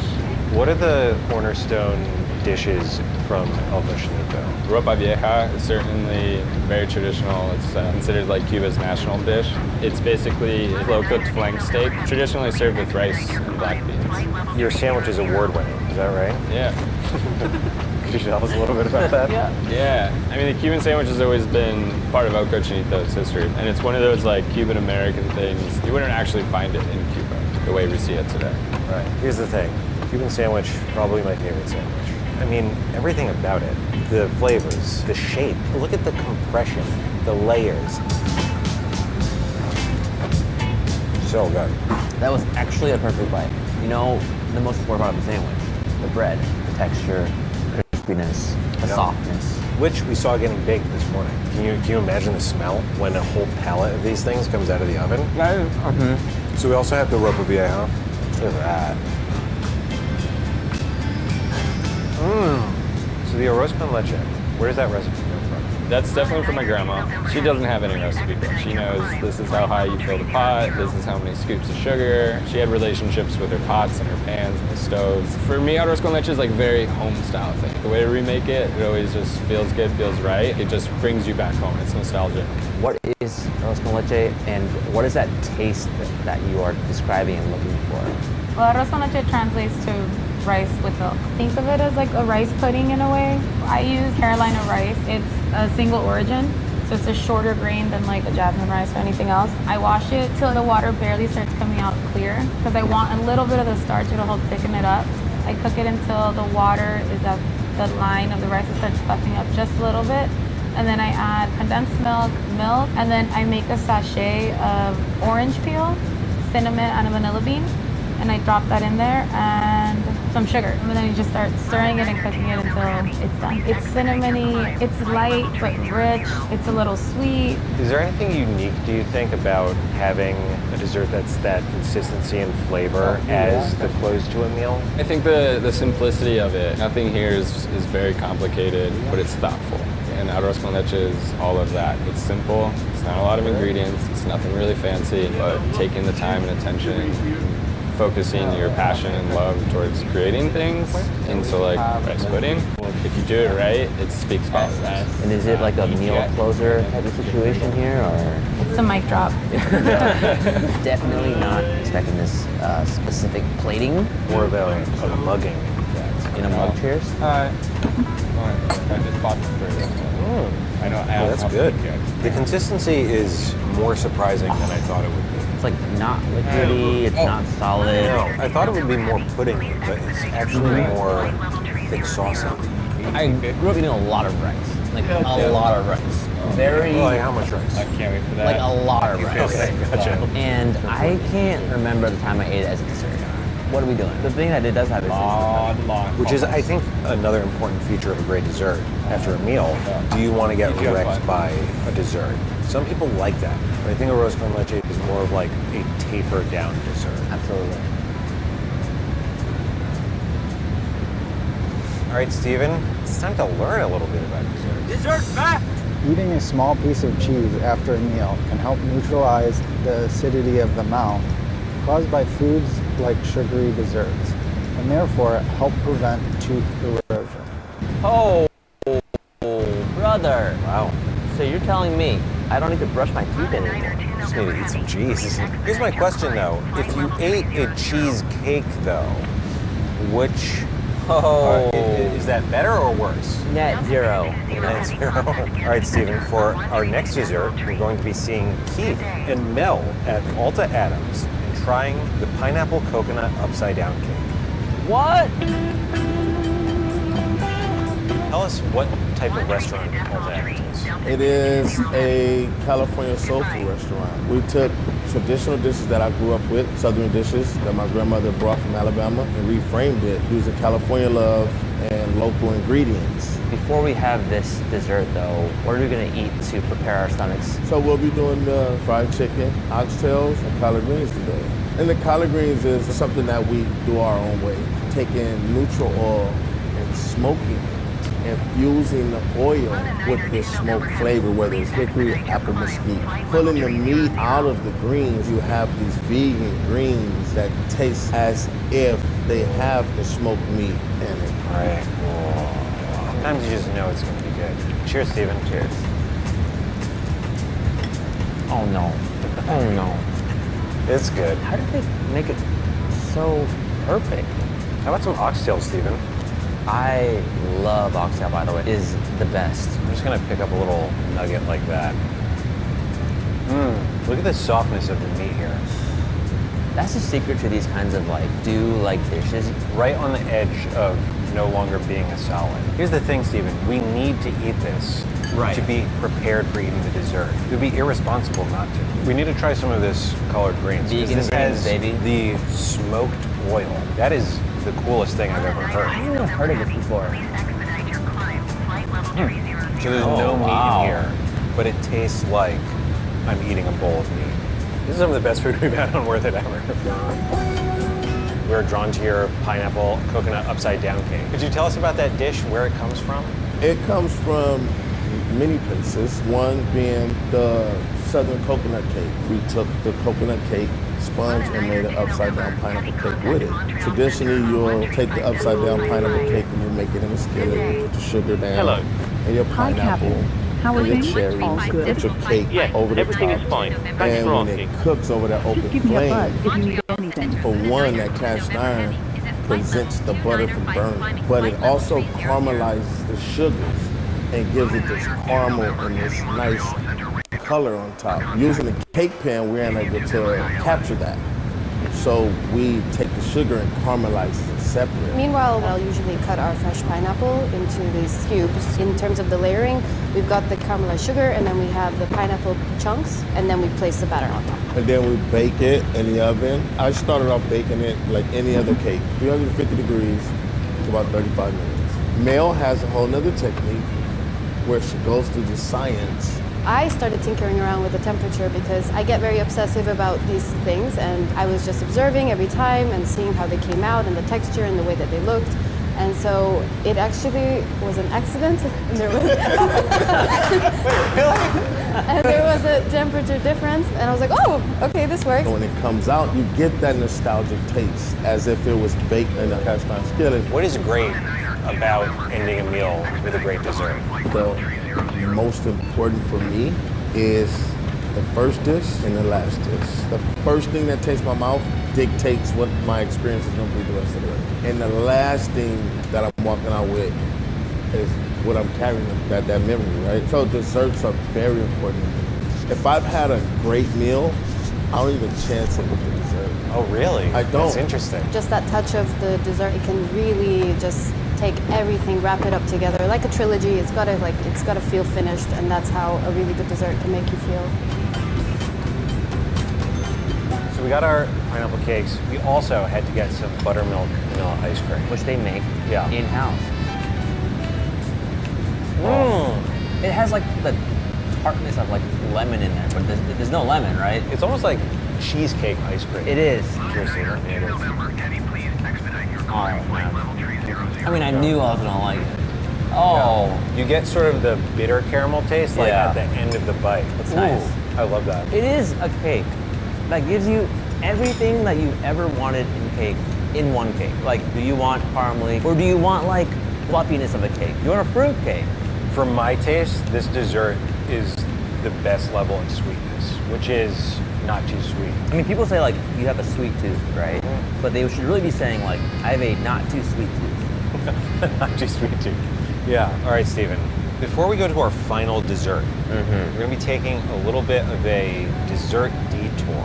I don't know how familiar you are with this concept of cheese for dessert. Apparently, the French traditionally eat cheese after dinner. To learn more about this, we're going to be going to a place called Agnes Restaurant and Cheesery, where we're going to be speaking with Vanessa and learning about the dessert cheeses that they serve there. Oh man. Can I ask you about the name Cheesery? Is that a commonly used term for an establishment like this? It's something of our own invention, as like, you know, when you think of fromagerie, which is the French word for a cheese shop, or a bakery, we wanted to make a play on words so that it's not linked to anything French per se, because we're not a French restaurant, we're not an Italian restaurant. So we just wanted to make it a cheesery, which is American. Could you tell us about what is dessert cheese? Because it's honestly something that I've always heard of as a concept, but never really experienced for myself. Dessert cheese is a misnomer, as people might think that it's a sweet cheese, but it's not. And it actually comes from French origins, where French people don't eat dessert right away after the meal. It's its own course. So after you finish the main course, you have a cheese course, and then you go into dessert. And the idea is that it kind of helps you tail off your meal and go towards desserts, as opposed to being a really savory into really sweet. It kind of brings down the palate a little bit, cleanses it, and gets you ready for the final course.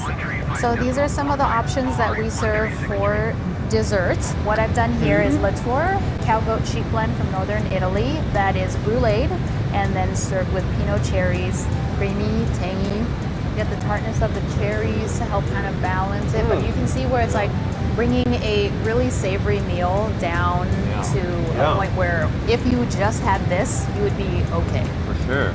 Definitely. It's like a pie. So now Sagittarius. This one is a cow and sheep blend from Shooting Star Creamery. And then when you add a little bit of jam, pair it with some texture. Whoa. Damn it. Whatever category this falls into, this is like my favorite. Sweet and salty. Lastly, we have Shropshire blue cheese from England. It has a lovely bright orange color. We're serving it with Ranger's chocolate caramel and then on an Effie's oat cake. So the pungentness of the blue cheese will marry nicely with the sweetness of the caramel chocolate. Wow, the chocolate is so interesting. This is crazy. It's almost like I'm not even tasting the chocolate. I just have like chocolate perfume in my mouth as I'm eating cheese. Yeah, I am definitely eyeing that one though. You're gonna eat that whole thing? No cracker? Choose your own adventure. Okay. Oh. Get out of here. Oh my god. All right, Stephen, before our final dessert, it's time to learn something about dessert. The word dessert comes from the French word desservir, meaning to clear the table, as the table's linens were changed before the final course of fruit. No way, that's so cool. I like the etymology. It's not even based on the food, it's based on the surrounding activity. Right. It's like, what was that food that we ate? Oh, the food that we ate when we changed the sheets? Yes, let's call it that. Yes, right, so for our final dessert, we're going to Spago Beverly Hills, which we've been to before on the Truffle Pizza episode. Flashback, baby. And we're going to be seeing Della and Ari. Ari is going to be making some of Spago's incredible savory dishes for us. And Della is going to be doing a special set of desserts. All right, Spago. A little bit of a homecoming for us. So far, we've had desserts that round out a meal. And these desserts are starting you on a dessert journey at the end of your meal.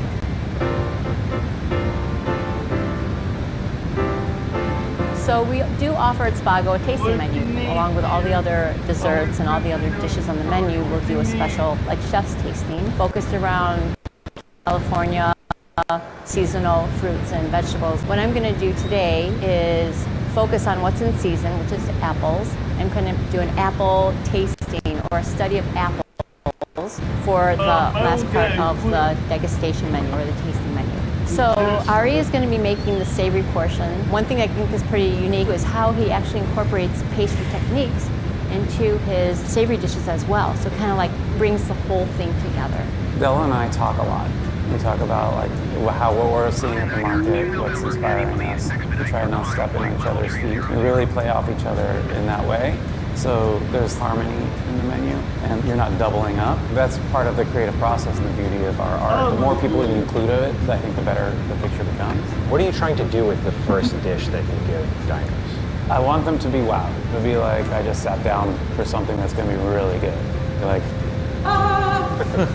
we're going to start with like a piece of our amuse-bouche. It's an English muffin stuffed with Santa Barbara sea urchin and a little zest of yuzu.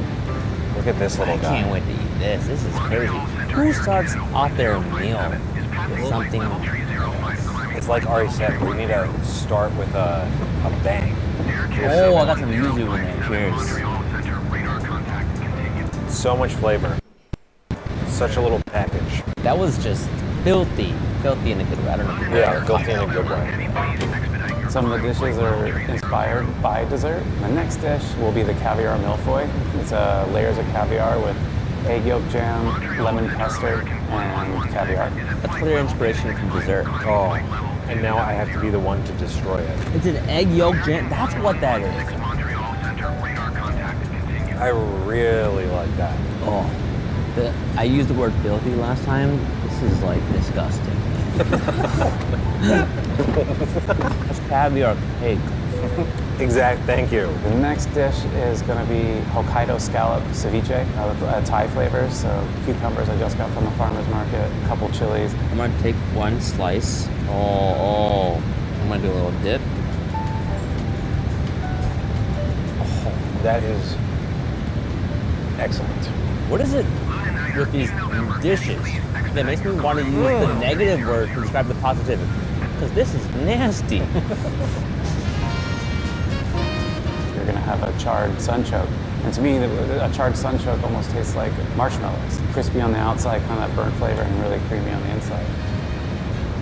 Oh, I like that peanut on there. Certainly marshmallowy. Having had the discussion about the shape of the menu, I understand now that we're transitioning away from the bright flavors, and this is sort of the introduction of heat. Like now we have this exterior, which says to me, soon there will be meat. Yeah, Ionori pan perdue with sauteed matsutake mushrooms. A savory French toast. I like this dish a lot. Is this a savory dish or a dessert? The answer is yes. And then the last dish I'm going to prepare for you is Sonoma Liberty Farms duck breast with glazed in a gastrique with smoked parsnips and persimmon. Oh my gosh, so tender. I do have a word for this. Yeah. I can't say it. Rhymes with duck. The chili, 1000% flavor, zero spice. It's now time, our main focus, which is dessert. What is it that you're thinking about when you're designing a really good dessert? I call it the yummy factor, so it's got to taste really good. And a lot of times people want something familiar, something that's like apple pie-like, or here it would be apple strudel.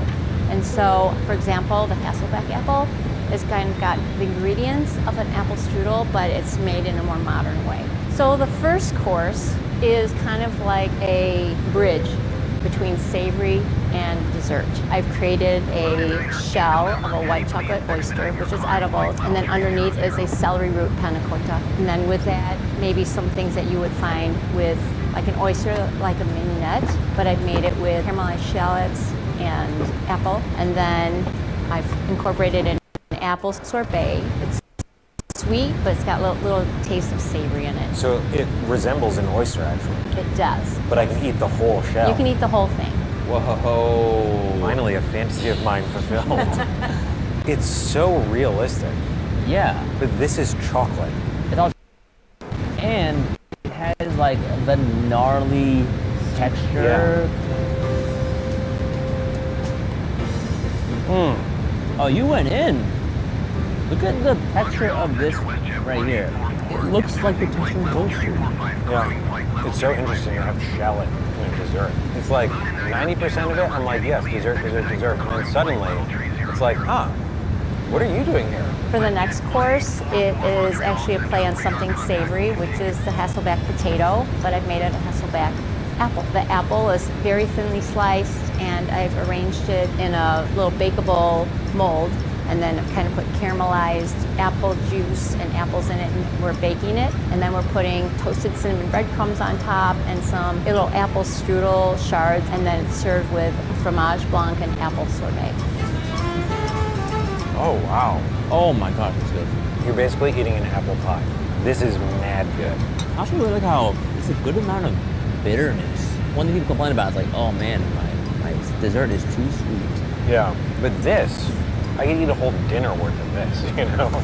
What is it that you're thinking about when you're designing a really good dessert? Well, balance is the key. Something that's sweet, maybe something that's balanced with a little acidity, a little bit of salt, a little bit of caramel, something that's got a little bit of pull to it so that it tastes interesting. You know, everything that you want to eat on the plate, you want to keep eating it, not just take one bite and be finished. The last course is based on two things that are coming into season, chestnuts and apple, which is a classic combination. And the apple I'm using is a Pink Lady apple, and I'm making a chestnut souffle. The texture of a souffle should be very light and airy and kind of creamy in the middle. So it's really important that you don't overbake the souffle. We typically will put like a whipped cream on top because I think that cold and the hot souffle really matches well together. And it's served with a white truffle gelato. I've created a white chocolate truffle that looks like a white truffle, and we're gonna shave it over the souffle. So that'll be the last course. For sure that's not truffle. It Wow. is not truffle, but the gelato is truffle. The gelato is truffle. Shall we? Yes. I'm gonna go straight into the souffle. I'm gonna watch you do it first. Oh my gosh. Oh, it's so light. Oh my gosh. Cheers, Steve. Cheers.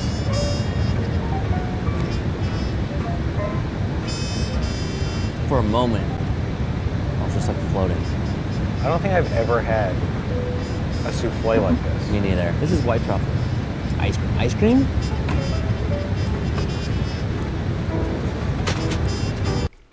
Oh my god. What? The souffle on its own was unreal. These little bits of shaved white chocolate that resemble truffle. Yeah. Like the best white chocolate flavor I've ever tasted. And then I come over here to what I think is just gonna be a plain little side dish of ice cream. It's straight up a truffle bomb. This is probably the best truffle thing we've ever eaten on this show. And this is the finale. Having the souffle with This the is the white apple chocolate. souffle, this is the white chocolate, and this is white truffle in the ice cream. You guys are eating and not me. That's how you stay skinny. Yeah. All right, enjoy. All right, thank you so much.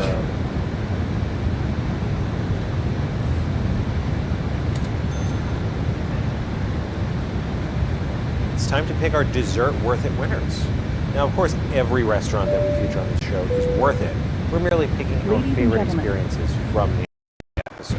So we had the arroz con leche from El Cochinito, the pineapple coconut upside down cake from Alta Adams. We also had the autumn apple degustation at Spago Beverly Hills. If you could please clear all aisles. It's one of the first times that we've had an episode that was based on complete experiences, not just single dishes. So maybe before we do that, we should decide our favorite savory bite.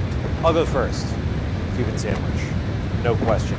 Favorite sandwich, probably top 5 foods for me personally. Wow. Just to mix it up a little bit else. The uni English muffin? Yeah. Oh, yeah. Adam, what was your favorite savory bite? The fried chicken at Alta Adams. Oh my God, that was super good. I would love for you to go first. Andrew, which dessert was the most worth it to you? A lot of delicious foods. My worth it winner is Chef Dela's degustation at Spago Beverly Hills. The way that those desserts carried through through the rest of that menu, and the flavors that were there were so interesting and delightful. I feel like I was being delighted without just being exposed to sweet stuff. My worth it winner today is gonna have to be that pineapple coconut upside down cake. I'm not like a cake like aficionado. I love cake, but I eat a slice. I'm not like a full cake guy. Yeah. That cake may have converted me to eat a full cake. All right, Adam, who was your winner? It was on my turn. Interval on. And of course, a special shout out to Agnes, the cheesery.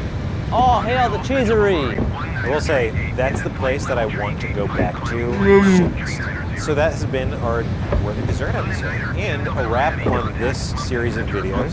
Steven, thank you so much for joining us. Thank you. Well, we're sure to do more in the future. If our audience has any suggestions, we'd love to hear it. Shout out to everyone who makes this show. Awesome. And cheers to our audience.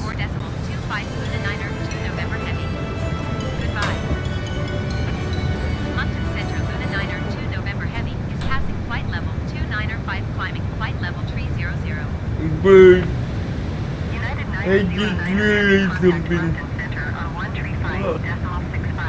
My dad has the same birthday as the F-14 Tomcat.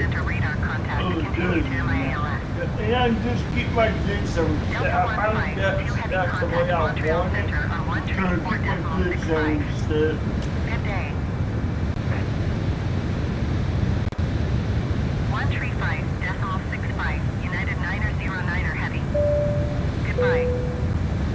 Ladies and gentlemen, we are about to serve our drink selection, including tea, coffee, and cold beverages. Please make sure your tray table is in the down position and clear any items from the aisle. Thank you.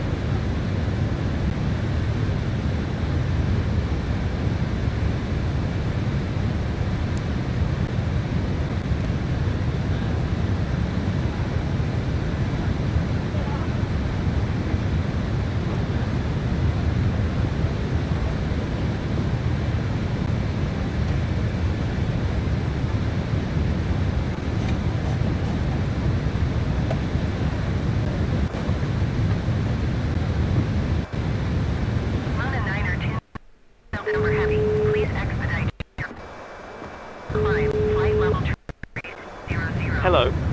Sorry for the intrusion. I was just wondering if you'd like a drink. Yes, can I have a coffee, please? Of course. I'll go and get it for you. Now just give me a few minutes.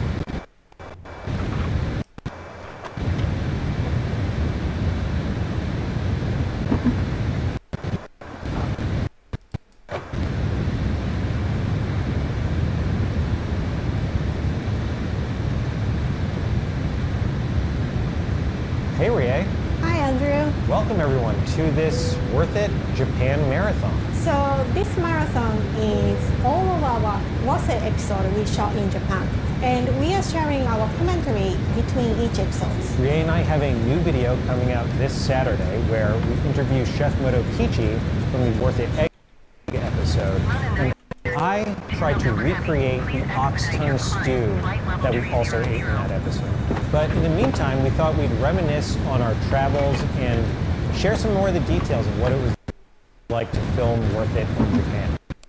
Okay, so the first video is from our 2017 trip. It's the ramen episode, and it's the first thing that we filmed after arriving in Japan. It was very hot, we were all very tired, but that ended up playing into sort of the plot of the video. Hi, Captain. I've made And you a drink. the shop was They're so waiting small for you in the that galley most of us area. had to stay Thank you. outside with the No equipment problem. while we were filming inside. We were actually filming the kitchen through a window out on the street. Okay, so here's the ramen episode. Please enjoy.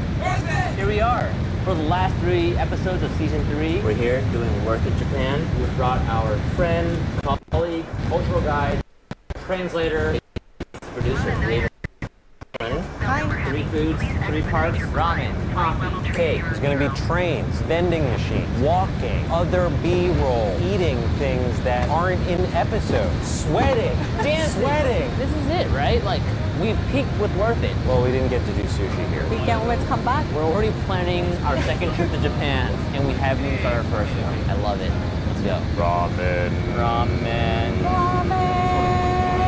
Ramen. Today, we're gonna try 3 ramens at 3 drastically different price points to find out which ramen is the most worth it at its price. Worth it. Probably the most requested episode ever. Buckle up, we're doing ramen. I think this is going to be an experience to remember. Okay. オーナーの高橋克也と言います。お店の名前はリンリンと言います。今日食べていただくのはラーメンで330円です。 That's so cheap. How is that possible? 材料屋さんにお願いしたりだとか、まあ簡単に言うと元々の釣手が低い。 How much do you eat ramen? 毎日。お休みの日は違うとこ行って食べてます。1日1回麺類食われるとなんか変だなみたいな。あっさりラーメンなので、お年寄りから小さいお子さんまで安心して食べられる。最初は麺をざるに入れて、1分半ほど茹でます。その間に丼に醤油を入れて、調味料を入れて、ネギを入れて、スープを入れまして、で1分半経ったら麺を揚げます。でそしたらメンマとチャーシューを乗っけて終わります。 We're also going to be having the gyoza today. We'll hear about how they're made. そうだね。いやもう最初からなんで43年ぐらいか。 He's the expert. 普通で1500、多い時で2000から2500。メインはキャベツで、そこにニラ、豚のひき肉混ぜて、あと調味料を入れて包みます。で、それ置いてきます。で、注文が来たらお鍋に油を引いて、で並べて水を入れて蓋をして、7分から8分ぐらい強火に焼きます。 We've had ramen in America, but in Japan, is there anything that we should know before we eat your ramen? 好きに食べてください。 First meal in Japan. I'm ready. Is there anything we should say before we eat our food? いただきます。 One more time? いただきます。 Itadakimasu. Kind of like thank you for this meal. お待たせしました。 Ooh. ありがとう。 Itadakimasu. いただきます。Oh, I'm so happy. Airplane Steven, go away. Japan Steven, awaken. Oh man. Attack the bowl. You know what I love about noodles? They're like French fries. You can't just eat one French fry. Yes, there are 2 kinds of people. People who do the single fry or people who do the claw fry. And ramen is a mandatory claw food. We need some pork. Pork belly in ramen? Oh, pork belly is like if bacon had bacon. How did you start working here?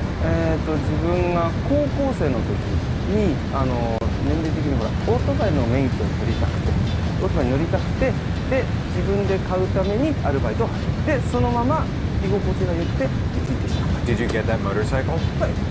And you got that selling 300 yen in ramen. So how many ramen do you have to sell to buy a motorcycle?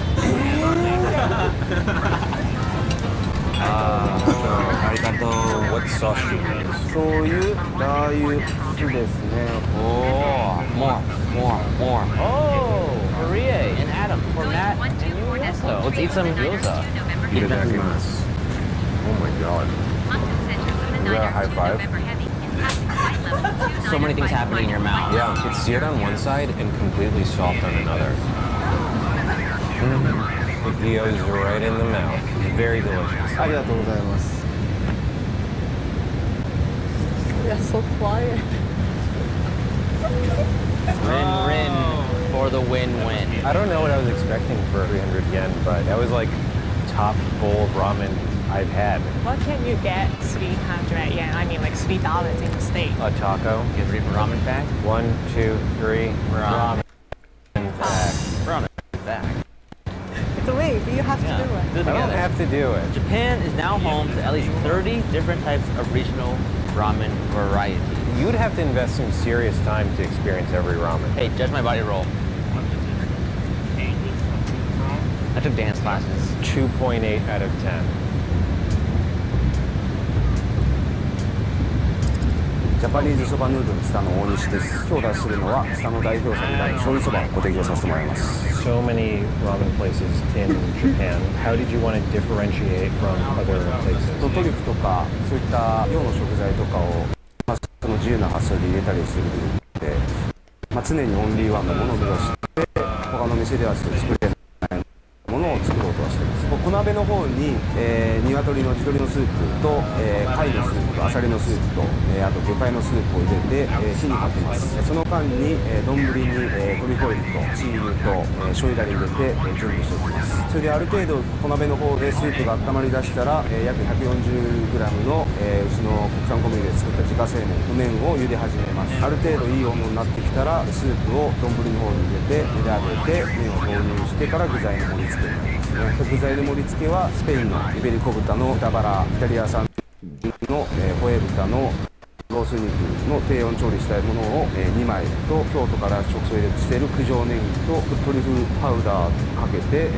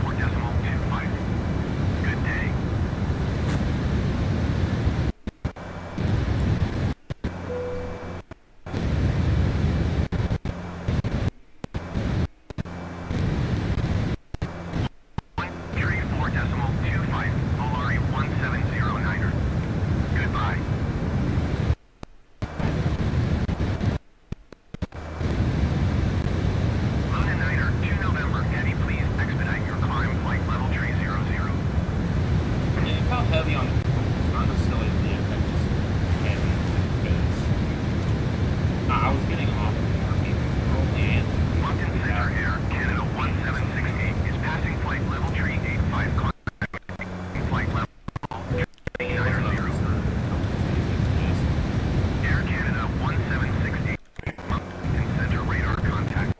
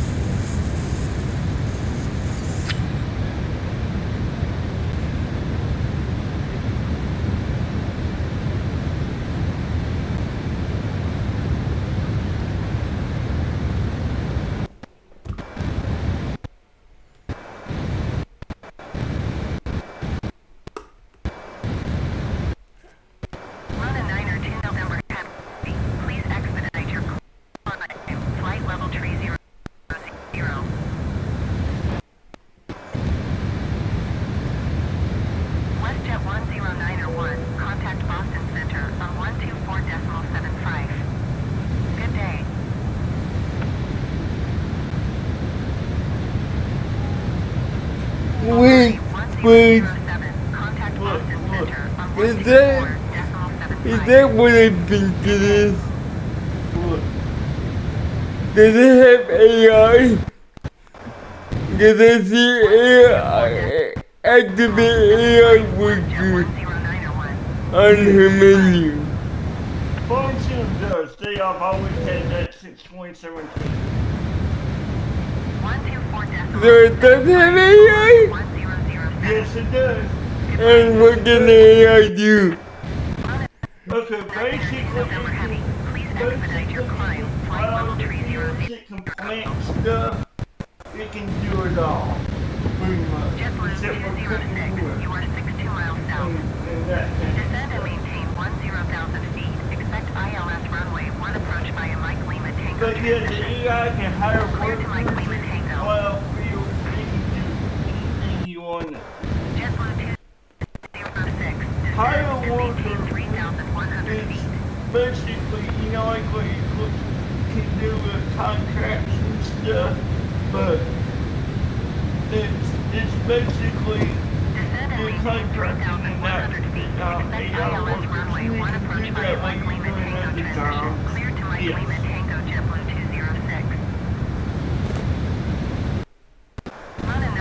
And you can also use it to get to your location as well.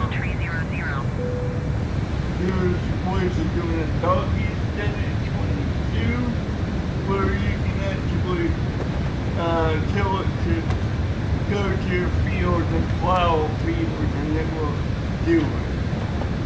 That was in 22, I know for a fact. So 25 should have it above it.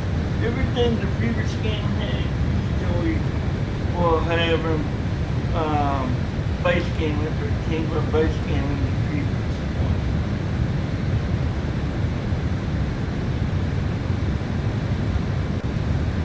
But yeah, I found out most of my controls figured out. It's my brief. I still gotta figure that out. Run a 9 or 2 November heavy. Please expedite your climb. Flight level 300. I'm just curious. I'm staying quiet. I'm letting you figure it out. What I'm searching up in the other monitor right now. Okay. Yep, and you can. It's Doggy and we know the stuff on 17 and 19. I used the hard worker somewhat. You can do hard worker or you can do GPS as well, which will do the same thing about using money. You can do GPS, and it will once you activate it with the hot with the hard worker without the money basically. There's 2 different ways of doing it. Fully automated, like you can do AI worker, but that costs money, but you can do GPS as well. Me and Doggy like GPS. He likes to use it. But I finally got most of my control.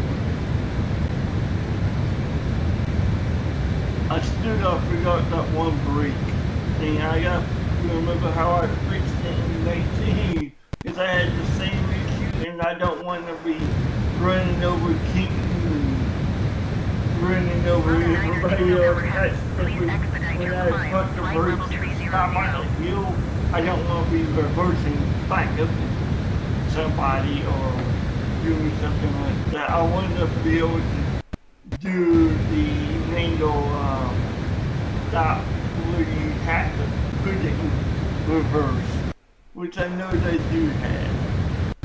I just gotta figure out how to do it.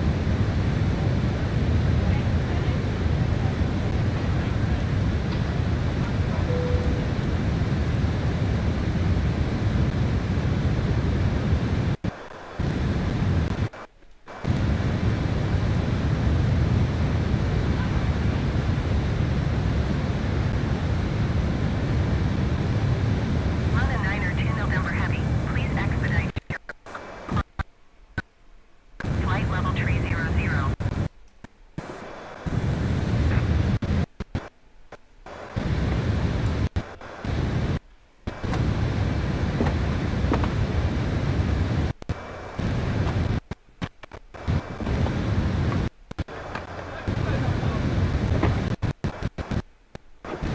Oh my god. Kick the nigga piano. Canada 1151 is at flight level 305, climbing flight level 310.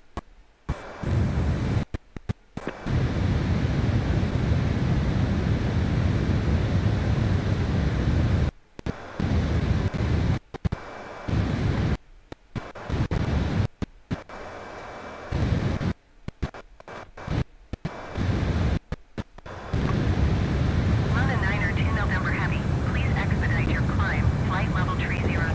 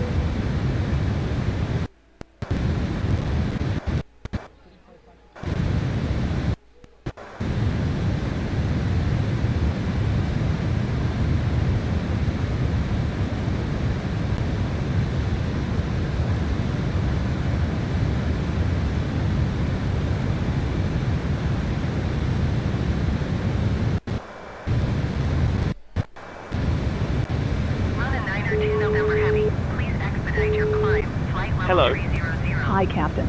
I just wanted to come by and ask if everything was going okay. Yes, everything is fine. Thanks for asking. Great.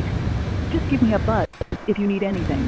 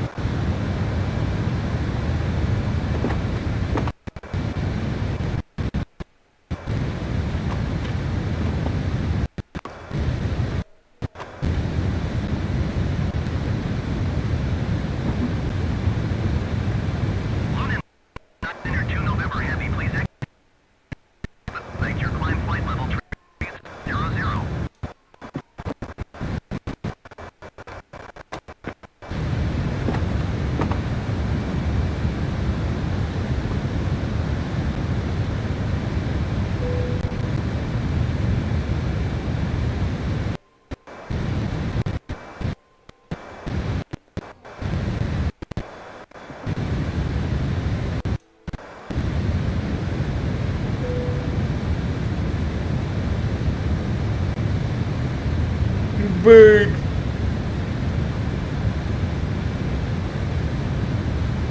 Bird. Yeah, I got it. Yeah, what? My skew is sold out. On your deal? Yeah. Okay. Yeah, I got my break the way My I want skew it. is sold out. I finally got my camera.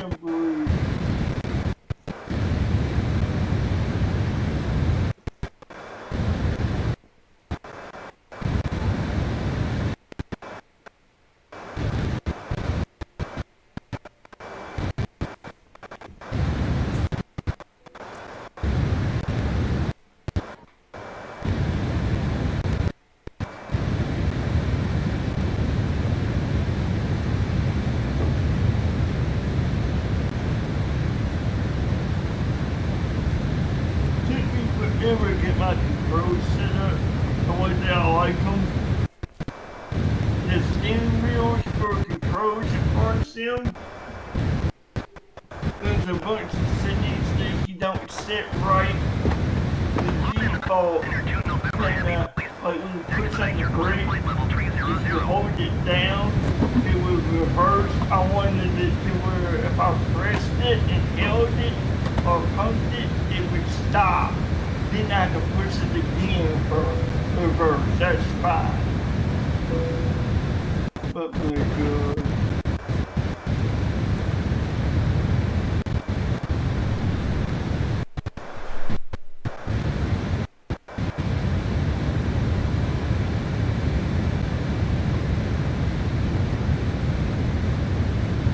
But I'm in person skew sold out.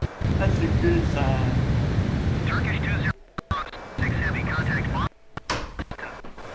Center on 124.25. Good day.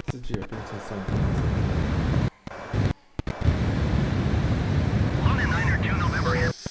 Please expedite your climb. Flight level 300.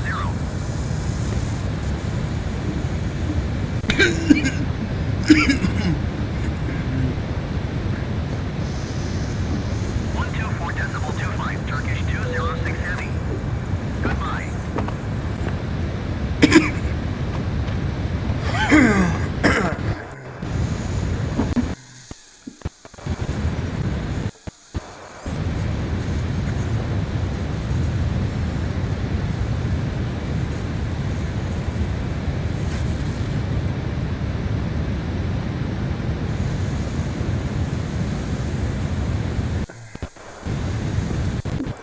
But guess what? Luckily we got it when we did. My skew is sold out. My skew is sold out. The one we picked up, the config we picked up, it's sold out. No. It was on sale.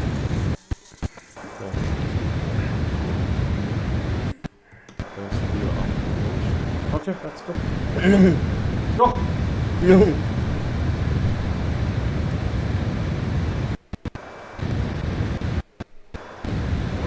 No.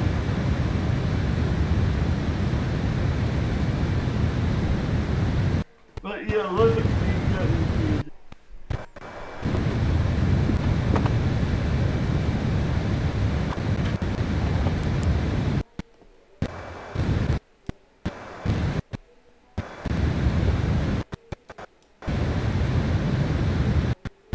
London 902 November Heavy. Please expedite your climb. Flight level 300.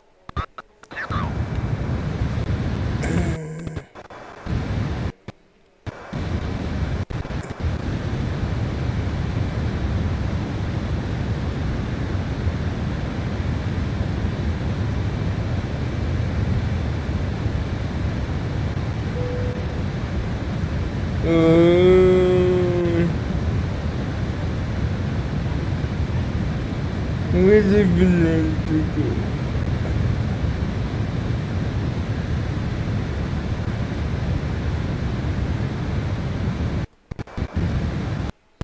Bird, you're gonna be good for 2 hours and six minutes. I'll be good. I'll be good, yeah. Yeah, I'll be good. That's what's Or should I just grab the plane? Because I was going to be done with Kenton in just a moment. So, that's your call. What do you think? Should we scrap it if that's the case? Or... What? I was going to hop on the server with Kenton. Now that I got my stuff set up. So, should we scrap it or no?